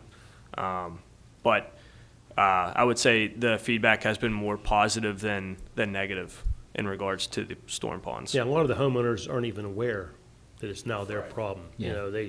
The builders and the developers, once they're done building and developing, they're gone, And unless you're part of the, not everybody has the new style HOAs, which are more, proactive. They're not. They don't know, So ignorance isn't an excuse, but they're being made aware. But I am glad to hear you point out the dumping of debris and lawn Yes. equipment in the swales and any natural waterway or even inlets. Come fall time, everybody's putting their leaves out at the curb. I walk my dog. I live in the Holiday Park area, and if I see an inlet that's kind of covered up with leaves, I try to kick the leaves off it because a small amount of leaves makes the water just roll right over it. Yeah. Leaves are terrible. So. They are. Cut all the It- trees down. Yeah. Cut all the trees down. Yeah, but But yeah, that's good. I think that'd be good for, maybe a blast email saying, please don't dump your lawn debris. We have done that. I mean, that is part of the Stormwater Task Force webpage. Some of that information is on there. That's actually a requirement of the MS4 project, is to have some of that community outreach on there. So some of that has been it's even been in the In-Plum newsletter and things like that. But Right. Yeah, I think we'll there's be more stuff continuing we to can do that. to get this out to the people. I think it's a shame we didn't have a representative from the press here today. I don't think we do we? No. So, I mean, to get the local press to cover things like this, it's probably something we have to initiate. And in the future, I hope we do that, because it's got to be more, we have to get this, when people, like this gentleman said that owns the property, he didn't even know that we were looking at it. That's a failure. I'm sorry. That's a failure on the borough's part to notify people. We can have the best intentions in the world. If it's not getting to the property owners, which ultimately make our decisions for us on some of these places, we need to be more proactive. And, I don't know why we're not, but we're going to be better at it, so. I just have one, back to the turnpike situation. Have they physically come out and seen it, or have you just talked to them? Yeah, no, we had a site visit 3 weeks ago, I think, Okay. and 2 representatives from the Turnpike were there. Fabulous, thank you. Yes, and that they're pretty reactive to property owners' concerns. I know a lot of that came down to what we did at my shed, but in this area. But they are, once it gets up the chain, sometimes it takes a little long. But if they had if Sean Logan was here, he's a Turnpike board member, so that you can't go any higher, So if he's on to it, and it'll get done. It'll get down to it, and it'll get done. It does take time, because they have to do construction drawing, and there's a whole, they have their process too. Yeah, I was just curious if they had physically seen it, not just give me a Yeah. picture. Sean was not at that site visit, Oh. just to clarify. It Okay, was I'm sorry. he was at a he's- previous phone Yeah, conversation. he's made aware of it. Let's put it that way, because I heard But that one before. guy did drive from Harrisburg out to see it, so. That's good. Carl DeFabo? I honestly, I can't You know- remember their names. That doesn't ring a bell. He's one of the construction managers, there at the central office. Ultimately, when we used to get things that came from his office, get on this, so it was a priority. There was Scott, I think. I can't remember the other guy's name. No, they have a lot of engineers and construction managers. Oh, yes, yeah, So, we all got letters, and this might tie you to this or not, I'm not sure. We got letters that they're replacing the sewer line on Anderson, another one Anderson. And there was a gentleman that came to the house on Thursday that said it's the first, I think, 6 houses, and it ends with our house. That it's really bad, it's 25 feet deep, and it's gonna be a major, major project, and it starts in 3 weeks. So I asked the gentleman because about 2, maybe 3 years ago, I reported like a sinkhole in our backyard. And he told me it was because of the drains, the. Storm source. Yes, Okay. it was collapsing, okay, and it needed to be replaced. So I asked this gentleman, I guess you're gonna fix that also, and he said no. No, Well, you know stormwater. what, I'm not an engineer, but I am a finance person. It doesn't make sense to me that, why wouldn't you fix that, at least in these 6 houses, at the same time? Yeah. It has to be cost effective to do that. Well, that's something that should be addressed by that's the borough's, the stormwater, your sinkhole should have been addressed by the borough. Well, it did, I know, he said, there's a million of them, he said it could be 5, 6, 7 years when they get to it. That's exactly what he told me. Now, the guy that came to you said this, or On the, Thursday. okay. not the Previously, plum, the- The plum, when I called okay. plum, they definitely, came out, and he just kind of laughed and said, it'll be forever. Well, I'm sorry you laughed at your problem. But, it is possible that the priority, is your And I property. understand that. I Even though just it's don't big for understand. you, we shouldn't, did they leave? Did they help you with the sinking problem at all? No. No, there's still a big hole in the back of our yard. And it's not that big, but it's. Well, big enough that. Yeah, it shouldn't be there, let's put it that way, and maybe Sam could keep a, Dave, what it occurred, when it started happening is, I guess it's been, I don't know how many years, they paved Anderson Avenue. Yeah. And then what they did is, they took everyone's downspots and then put them underground, and then they ran them into the catch basins. So now there's, you know, more water. Instead of water going into the yards or whatever, it's going into the drains. And this drain runs from the street through our property to Plum Creek, which Right. is behind our house. Mm-hmm. And like I said, then it started sinking more and more. But see, is it tied into the flooding? Is it, why wouldn't, you know, I'm sorry, it has to be cost effective to replace this. At the same time they're doing these sewer lines. I just wanted to bring it up because I was actually gonna call the borough on Monday. Well, And I ask- would still make that call Monday, but if the sewer line's that deep, it's way under what we would have there as a, Right. as a storm water line. You know, But typically they're apparently not it's gonna that go deep. it's, I know where it is now, the sewer, because it goes all the way to the back of our yard it stops right on the place of, or where they're stopping replacing it. So, and that other line, I guess, runs right above it. Why wouldn't you just replace both of them at the same time? Why you haven't tore up? If they're digging it I up. mean, it's gonna be totally torn Well, up. but they're going Don Anderson this way, and that other one crosses over, I'm sure.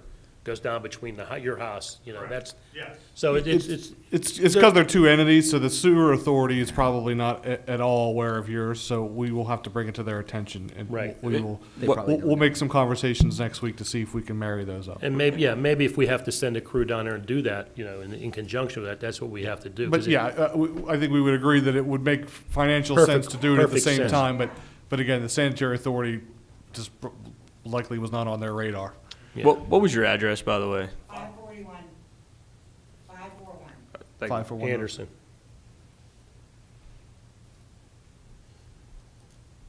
Listen to his wife too, not Tony. It's 541 Anderson, or Yeah. Love you, man. Yeah. Yeah. Okay, any other questions or comments? Yes, sir. Hi, my name is Louis Solani Jr. I live on Pine Valley Drive at the end. I live kind of off the hill, off the where the other houses are. I built my house in '96. At the time, the creek in front of me was probably 3 feet wide, maybe at the time. Now it's 15 to 20 feet wide. All the water that's been coming down there has been eroding the creek. It's been taking trees out, and I think the flooding of 2019 made it even worse. I'm sure. Also, on the side of my house, there's another creek. It used to dry up in the summertime. Now it does not. It runs all the time because all the water comes down off the houses, off the surf side, and the other road above me. That creek got real wide. I had to put a big stone wall in to protect my pool because the borough wouldn't come out and do anything. So I had to take care of that. The flooding at the time of 2019, about 40 feet, maybe further down where the creek is, there was probably 6 or 7 trees that came down.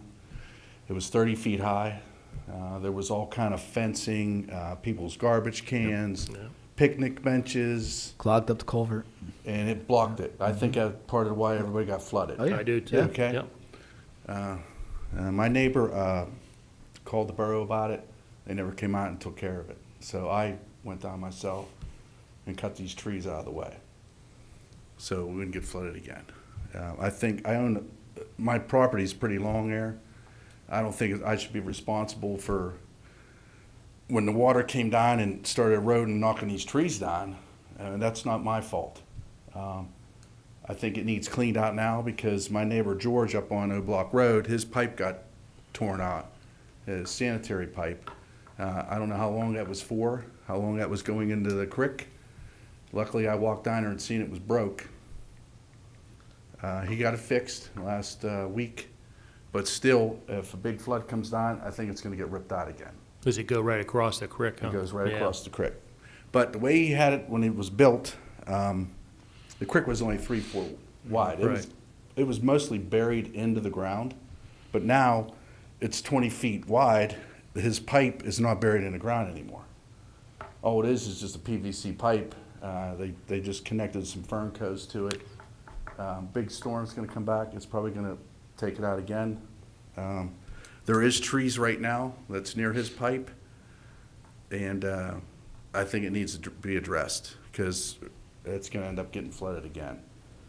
At the time, when they put the new sanitary line in, back in, I don't know, 98, what they did is they came in and put that in, but they also dredged the creek. They made it more deep. So that pond that's on my property, the detention pond, there used to be a pipe that used to feed into that and take some of that water into that pond and then feed it back around and come back into the creek. It was actually handling some of the water flow. Now that pipe is no longer working because the creek's too low. Also, the detention pond that I didn't even know I owned it until I got this letter last year. Oh. I thought you guys always owned that because you guys put a fence around it, and I never even know I owned it at the time. I thought I just owned next to it. Yeah. So all these years, I've been paying taxes on this and didn't even know it. For years, you guys never even took care of it. They just let it go. Nobody, come in and cleaned it out until the last probably 3 or 4 years, maybe. They've been starting to take care of it because I guess more water it's coming down from more houses they're building. So my question is, what was that detention pond for at the time? Does anybody know? What was it for? Was it for Landmark when they owned the property? Is it handling the water from across the hill there? Yeah, I Is it- don't have any knowledge of what happens before. Maybe Tyson knows something. I personally don't. I'm sorry to say it. I just know it's been there. There's 2 pipes that come into it. One comes from Deer Valley. Valley Estates? Deer Valley Estates? where Seeker Drive. I don't Deer know. Valley Estates, yeah. And then the other one comes over from the Key West area. As I said, there's another, the stream that I talked about is if you go out there is kind of comes down from. Yeah, it comes you're down going off across where the the street, they have intersection little is, right? springs. Where you guys redid that a few years ago. Yeah, opened that up. we actually had to camera all that because when you go out and look at it in person, the pipes don't make sense. So I don't know. I'll be honest. I didn't review the drawings for the Deer Valley Estates to know what was in it. I mean, we can dig that up and look into it because it is recent enough that there would be drawings for it. So I can certainly look into that and let you know. But Okay. Was that put there for Deer Valley Estates runoff, or? No, I think that was there way before that, How long was that? before Deer Valley was put in. Oh, yeah. I think I it was can put in. remember going out to Holiday Park, and I remember that being there at that. Yeah, I remember a pond being there. Yeah. I'm There not was sure. if actually it's- 2 ponds Yes, plus the 2. detention pond. Right. And the reason it was there is because it was getting water from the creek, controlling the water from the creek, going into the other pond, and then circling back around. That's what we're trying to do again. Right, so my question also is, the new development that they put on New Texas Road, is that water coming all the way down there? I mean, is it literally coming that far? I mean, eventually it will, yeah. But there are Is it- there are several ponds. I think 3 ponds on the Heritage Estates. But when they first property. developed that, there was only 1 pond, am I correct, until they did more? Is that why we ended up getting flooded, all that water came down that way? I've only been back in there one time. I mean, I know there is one pond closer to New Texas Road. I don't know. I'll be honest. I don't know the phasing to know. Is it, like, right now, if we get rain right now, is there water coming from that coming New, down to the pond that you Parkside guys? Estates? Yes. Sorry, Parkside. No, Sorry. there's ponds Yes. there now. Yeah, but ultimately, yes. Yeah. There's It's gonna feed down. they have stormwater So- management, but when it comes out of their ponds, it will go into that creek and come down. So that. that's the other reason why maybe you're making and expanding this? Is it because? No, that's it's unrelated. In theory, they have a permit. It was both, they have a review from the borough, they review from the conservation district for the stormwater management for that development.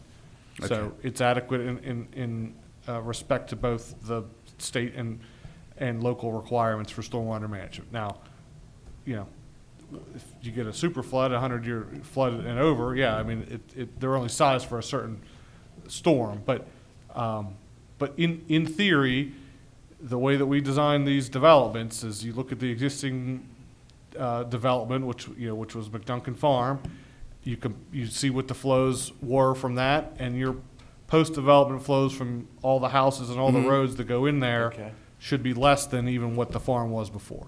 Okay. So Another reason why we need to get the O-Block project done to address the capacity for these floods that we have, because, you know, the sooner we get that project done, in my opinion, the better off Pine Valley's gonna be. Right, I mean, I agree with you 100%, because, you know, I care what, you know, I've Right. been living there Right, 25 yeah. years. Yep. I don't want to see my neighbors get Yeah, you flooded out. can't be there that long and not care. My neighbor down at, right bottom of my driveway, he got his leg amputated 3 years ago. His wife fell and got hurt. His kids don't live anywhere in the state. When he got flooded out, I was down his house at 11:30 at night. He didn't even know he got flooded. I ended up cleaning his whole basement out. He lost both of his cars. He lost everything in the bottom of his basement. And I don't want to see that happen again. Nobody does. one other thing I'm going to mention, we have, at least informally talked to other property owners, that have larger properties throughout the borough to see if they're open to partnering to putting a stormwater pond on their property. So it wouldn't necessarily be owned and maintained by the borough, but if we can find funding for them to install a pond through various grant programs, if they have the land to do it, because some of the older developments in the borough don't have any stormwater management. So like, Shop and Save, I mean, that's a giant parking lot and there's no stormwater management because it was built prior to requirements Right. happening. So we are looking, again, as part of the charter of the task force to partner with other landowners within the borough Okay. to help, basically help out their neighbors. Other thing I wanted to say is, I did get a letter a year ago. The letter was addressed, to me and my wife about the project. It specifically, I thought it was a slap in the face because they said it was undevelopable and they wanted it for nothing. I did make some phone calls to DICE. Never got back to me for a whole year until I got the letter a couple weeks ago. In that letter, they says, well, according to what, it was saying, no response from you, Mr. Solani, about this project and this undevelopable land. Well, we're willing to give you this amount of money and we'll take care of all the attorney fees. I thought what they asked for, I thought it was a slap in the face. I just wanted to, let the council know about that. We'll proceed after that. Was this land acquisition for O-Block? O-Block. Yes. Okay, Yeah, okay. it's O-Block. But Yeah, he owns- you're the only Correct. one, right? Yes, I Okay, am the only okay. Yeah. property owner.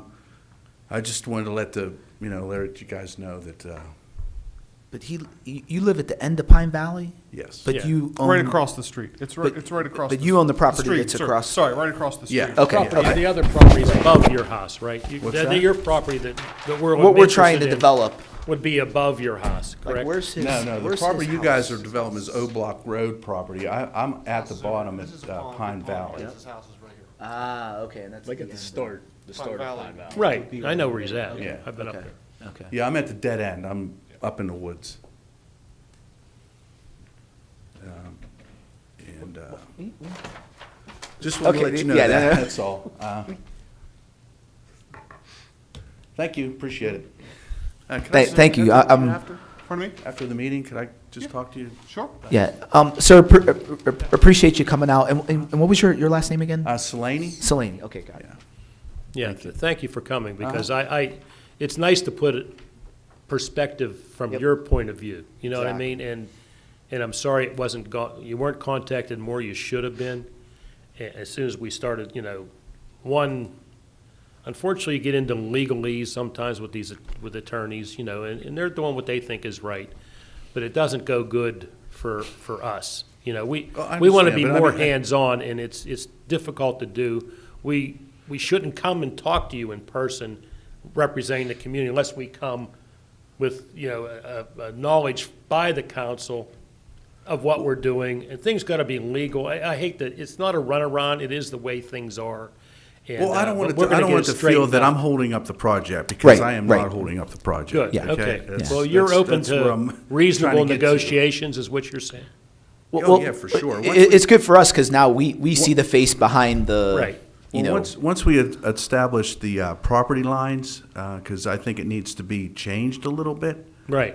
because the way it is, there's some of the property I don't want to give up. I want to keep on where my house is. So, I mean, I think we can, you know, come to an agreement on something of that nature. I'm just letting you know that. Yeah.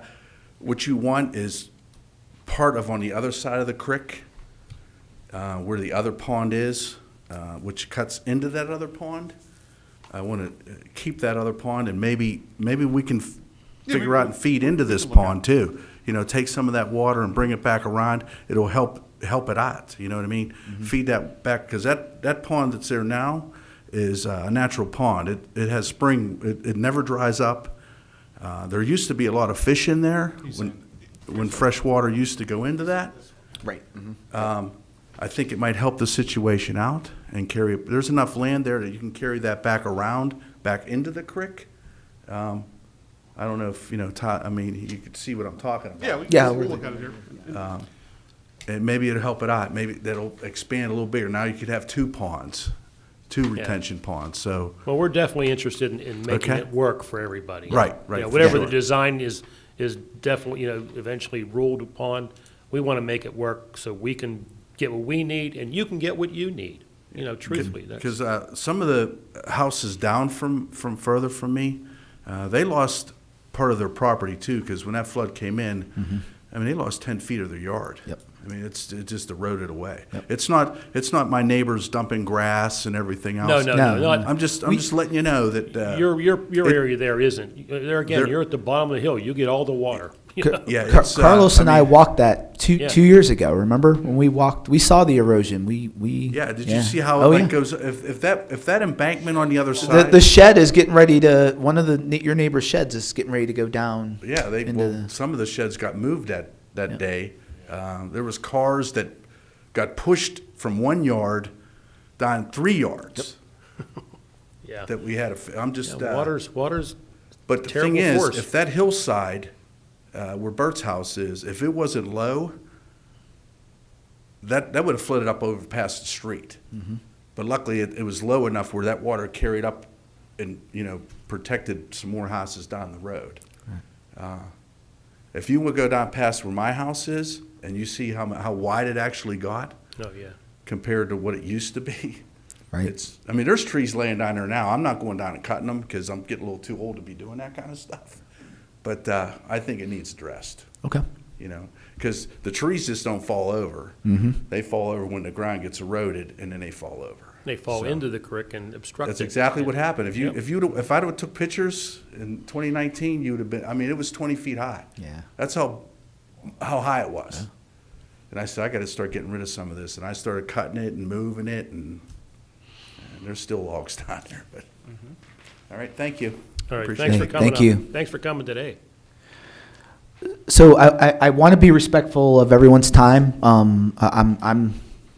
don't have any place to go, but I want to give you guys the opportunity to ask any other questions or make any other comments. It's almost 12 o'clock, but don't feel like we're not going to just cut this off. So Penn State didn't show up. I guess it's probably good because we used up all their time. So we'll have to figure out what we can do to get them in at a later date to do the Street Smarts presentation. But Trish, I think you had something you Yeah, I do. Why don't you go first? yeah. Don't be shy, come on up. Yeah, come on up, sir. Hi, my name is James Klein. Moved to Holly Park 2 years ago. As a first-time homeowner, dealing with all the water in my backyard was kind of surprised. I didn't realize this would happen. And it's kind of shaped like a funnel, and I live on Sun Valley Drive, and the street in general It's shaped like that, and I'm not sure what to do about it. I've contacted contractors, and they said, "Oh, we could do all this digging and stuff, but ultimately, where's this water going to go?" And unfortunately, for my downhill neighbor, all this water is heading towards their basement, and that's being flooded. Basically, that house, my uphill, and two houses up, we all have this water issue, and it's like, what do we do about this? At least myself and my uphill neighbors, we're like first-time homeowners, and it gets pretty bad. I've got a couple of photos. You want to take a look how bad it gets? Yeah, I'm not familiar with Sun Valley Drive, so I don't know of your situation, I'm sorry to say. Okay. What you can actually do, so the Stormwater Task Force, see that, I don't know if you can see that email address right there. Okay. Take a picture of it with your phone, write that down, and you can keep describing your issue, but what I do want you to do is send us an email to that and attach those photos to the email, and You're okay doing that, right? Oh, yeah. and it'll come, and we'll put it on the agenda for the meeting. And then I just want to, I mean, you can obviously explain it to us here in more Yeah. detail, but I definitely want you to submit the information, so Okay. it'll go into the record for our agenda, and we'll be able to discuss it as a task force. But James, can you give me your address? Because we can It's 431 Sun Valley Drive. Thank you. Yeah, so between the street uphill from us is Conneaut Drive, and there's some springs that come out somewhere between the wooded areas between our streets. It's in the spring, obviously with the snow melting, there's some water flowing through, but last September, it was really bad. And that's when I started asking contractors, hey, what do I do?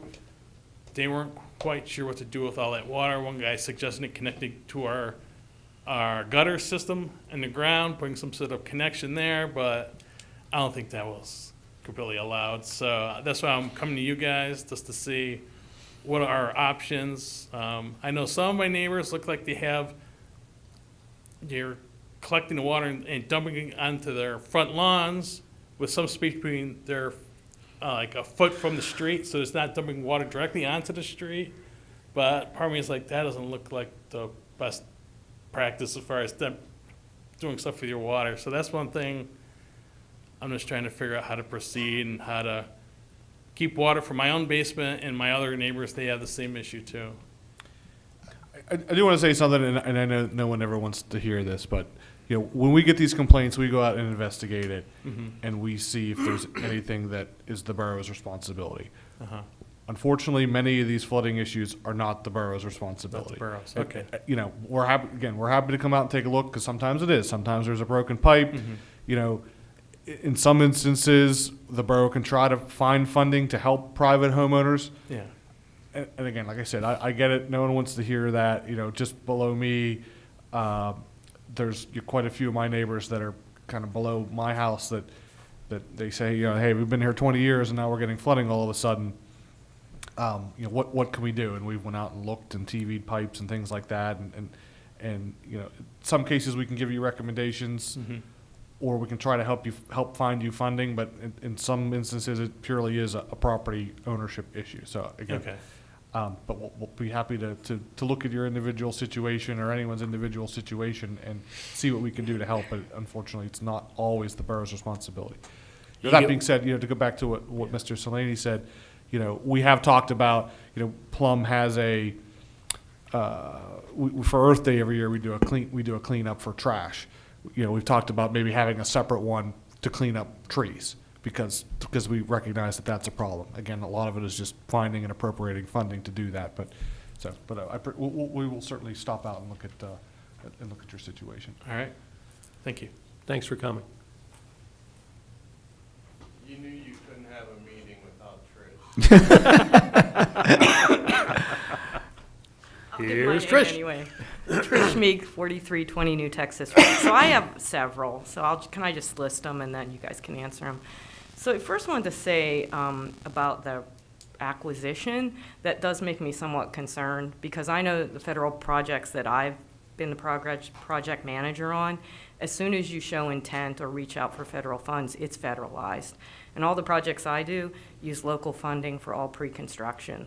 So we do design, environmental, utility relocation, and acquisition using local funds, and they still make us follow the Uniform Relocation Assistance and Real Property Act. So I would check into that.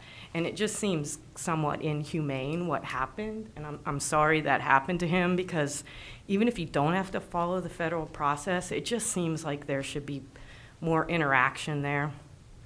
Because every property does have value. Just because it's a hillside with trees and you can't build on it doesn't mean it has real value.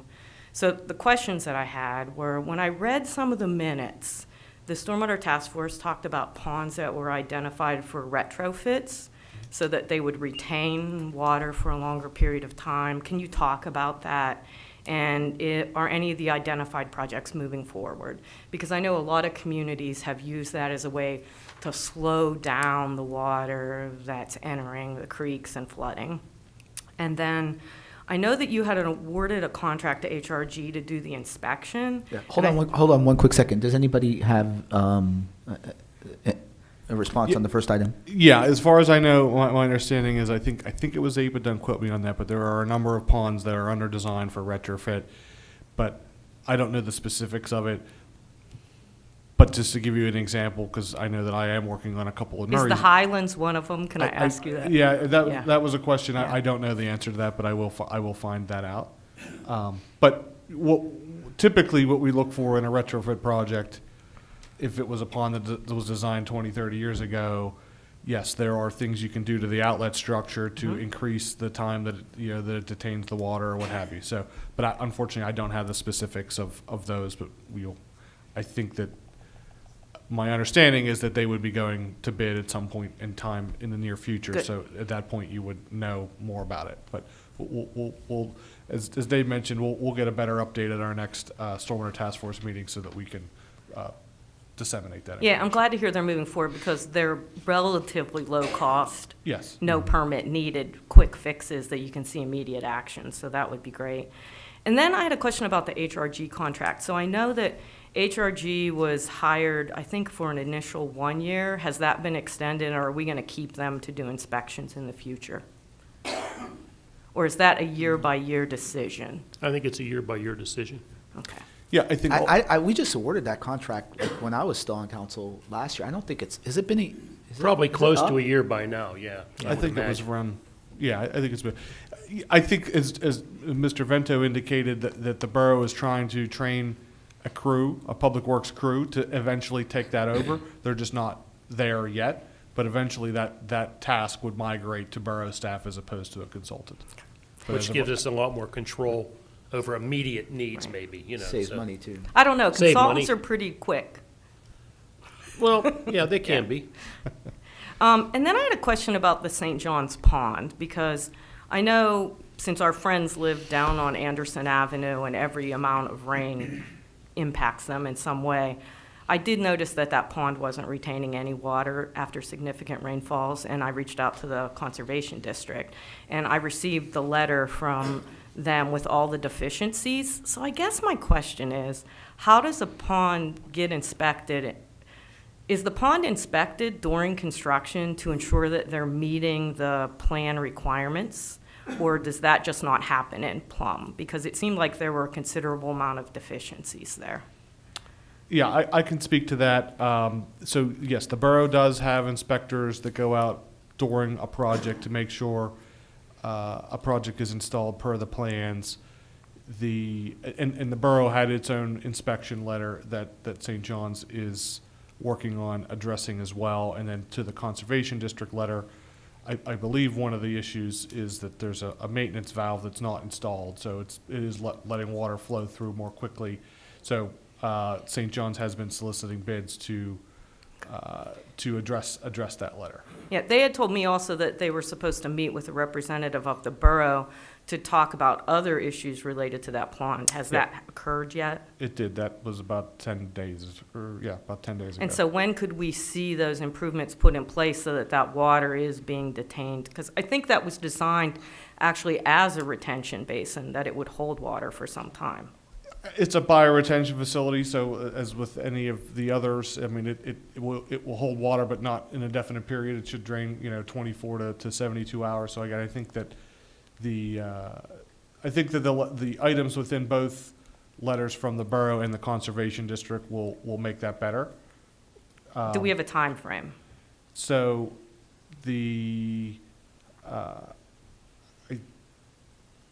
I think the answer to that is St. John's is looking to close their permit out in a couple of months. So all of Has that to be needs to done be before done that. before that. So the other point about the inspection, to close out a project that's over an acre, a project that has an NPDES permit, so St. John's, Parkside Estates, any of these larger projects, the Conservation District has to also come out and inspect those improvements as well. So this was not that final inspection, because some of the things aren't complete, so that final inspection hadn't been requested yet, but those are in process. They're aware of it, both St. John's and the borough, so that is moving forward. Okay. And then I had one more question related to the borough and ownership of ponds. So I know we're still trying to determine who all owns them. And I've worked in other areas of the state, and I was really surprised when I came here to hear that the borough actually owns ponds that aren't associated with their own facility. So generally municipalities, It's a mix. yeah, well, from a practice perspective, there's less liability if you don't own those ponds, as evidenced by what Carlos and I experienced from a malfunctioning pond where it blew out our driveway and we had to take action. So from the borough perspective, has a policy decision been made that all future ponds will be associated with those projects? Yes. Okay. Because there are mechanisms, other We're municipalities, not gonna own any more ponds. unless they're your project. Right. Is Yeah. that That's not true? necessarily true. If a borough, it's a discussion that happens during a development. And the borough needs to be on board with whether or not they will take ownership of that or not, and then the financial securities need to be put in place. So if a developer puts a pond and a road, let's say, up for dedication, the borough doesn't have to accept it, but in most cases and in most municipalities, they do. But again, then there are financial triggers that go into. Yeah, I would just like so to. I don't. So I wouldn't. And I don't want to speak Well, for the you don't council, make but a I don't. blanket statement, I get Yeah, I don't want to speak for council to say that they will or will not unequivocally accept future ponds. It could go either way, and it is a case by case basis. But again, my point is that like Marshall Township, whether it's a private pond or a residential, whatever, they take all of them. Murraysville won't take any of them. So it does vary on each municipality. So the council basically has the discretion. Each municipality's council has the discretion to accept or not accept. So the I would. Yeah, I would you know, just say, I'll speak to Dave Vento since he's on council. As a resident of the municipality of Plum or Plum Borough, I would ask that you don't accept future ponds because it's a burden to taxpayers that, then you have to maintain, you have to inspect, you have to take care of them. And ultimately, if someone's driveway gets blown out, guess who they're coming after? The borough. So I just would like to see, maybe that policy decision needs to be made at some point to decide that. And it is a case-by-case basis, but really, owning ponds for say you have a very large residential development and they're creating the need for the pond, they should be paying for the ongoing operation and maintenance of that pond. And not we us. talked about that when we went over the issue with the lack of ownership of ponds in the borough and the burden to the borough for taking ownership. And it ultimately is a double-edged sword because if the borough doesn't take ownership and then there is no. Oh, and again, I'm talking about the historical issues, right? Now we just have these ponds out there that have no ownership. And then the only people that suffer are the residents because there's no one taking ownership of it. Now, in the future, to your point, making sure that someone has accountability for said, pond is important. But at the end of the day, what happens when that organization or entity can't reasonably manage the pond in accordance with all the requirements, like MS4 and everything else. At the end of the day, right, that entity is responsible, but what happens when that entity is no longer able to function Like and they start the manage it? developing corporations. Now, and they once vacate again, 'em. you've got a pond that's not functioning, that's affecting the residents, that has no ownership. So at that point, is the borough's responsibility to take over. It's a burden to the taxpayers, but it's better than having a pond that Yeah. has no ownership and is now non-functioning and affecting the residents. So it's this dynamic, and that's why you got the answer from Tyson that you got, is it has to be done on a case-by-case basis. But once you have people who, or an organization or an entity that's taken ownership of it, let's say a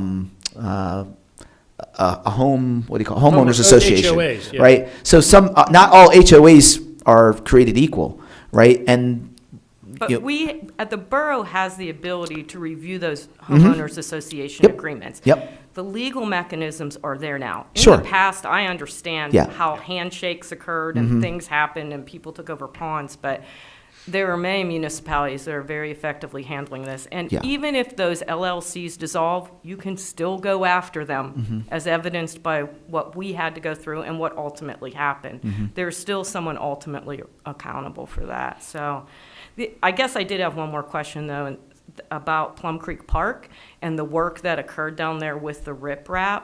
So when I talked to the Conservation District recently, they did say that an additional permit was, a GP was filed. So what was that all about? Did you guys exceed limits of disturbance? Was there work done in the flood, in the actual creek itself that triggered the permit? What happened?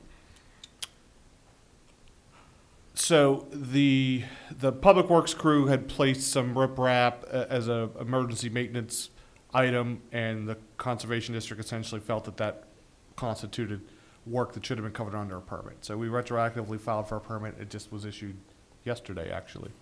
So So we're good. now we're in compliance. Good, I'm There's some glad. additional work that will be done. There's some trees that will be planted. There's some wetland plantings and so forth that will go in. But it was really triggered by the stream bank stabilization efforts that the Public Works crew was trying to implement. So from a practical perspective, so there was no lining put under the riprap, and it was just put down. Is that generally accepted engineering practice? Because there's already undercutting occurring of It those. depends on the size of the riprap. I'll be honest, I kind of looked at it from afar, so I was not aware of that aspect of it. But I think, I'm pretty sure that the revised plans do show that, so. Okay. Because that would be typical practice. But if it's big enough rock, if it's like R7, R8, which is a riprap size, it may not be as critical, but with the smaller sizes, you definitely want to limit the undercutting. So I will look into that, but as I said. And Tyson, from you said the permits were filed retroactively. I guess what sort of mechanism is in place to make sure that permits are filed before the work is done rather than after the fact? Like, I think largely that's just an education process we need to go through with Public Works to let them know, hey, these are, you know, and honestly, some of these things they've been doing for 50 years, right? And so now they're just. I'm sure they thought this is an emergency need. They went Yeah. down and did the best So- they could so- to and I stabilize get it. that, Yeah. but it's all stormwater. It is, yeah. Yeah, there are other projects that we are already, working on throughout the borough that are taking the proper timeline. That's just one where they were unaware that they needed a permit, and, we had to get. But as I said, as a result of that process, we did expand what the work scope was to make sure that, we were covering everything we needed to do. But as I mentioned with the, as part of the MS4, there's other stream bank stabilization projects that will be happening through the borough. Those also will be getting the general permits needed for that. Some of the general permits you can get for stream bank stabilization are kind of almost a yearly permit, so you can basically do up to 500 feet a year, so you can make it a more linear type project. So those are all things that we're exploring. Yeah, and I do want to thank you, for holding the meeting, for getting us the information. It would be great to get the PowerPoint posted so we Yep, could it'll see get the posted. maps. And, Carlos and I both know how long it takes to move these projects through. It's just, every project is Share it very with your different. neighbors. I know. It's just, you know, some of the things when, like, all of a sudden we need flow easements and we didn't know we needed flow easements. Right. Those kind of things, as a professional planner, just drive me crazy, of course. Yeah. So, but anyway, well, thank you. You're welcome. Any other questions or comments? Okay, so just real quick, before we adjourn, I did want to at least, I wasn't just sitting up here making faces at this iPad. I wanted to make sure I documented some of the items that were requested today in the meeting that we'll take back to the task force. The first is associated with providing a structural report on the Miller's Lane culvert and the survey of the culvert. The second is looking into a way to document stormwater issues, leveraging Borough Connect and handing off to GIS. An update on retention ponds, specifically a list of the ponds that were identified for retrofit. An update on the Turnpike culvert. Investigating the Pine Valley Creek issues, specifically related to clean out of the Pine Valley Creek due to various debris. Reviewing the status of the HRG contract, getting an update on the status of that contract, and then also a status on the St. John's retention basin improvements. Those are the items that I've captured, and they will appear on the agenda for the next task force meeting. I don't have a date for for the next meeting, but it will probably be sometime in August. So with that, if there aren't any other questions or comments, thank you everyone for attending, and we'll certainly continue to stay in contact with all of you, and of course, you know how to touch base with us at any given time. So enjoy your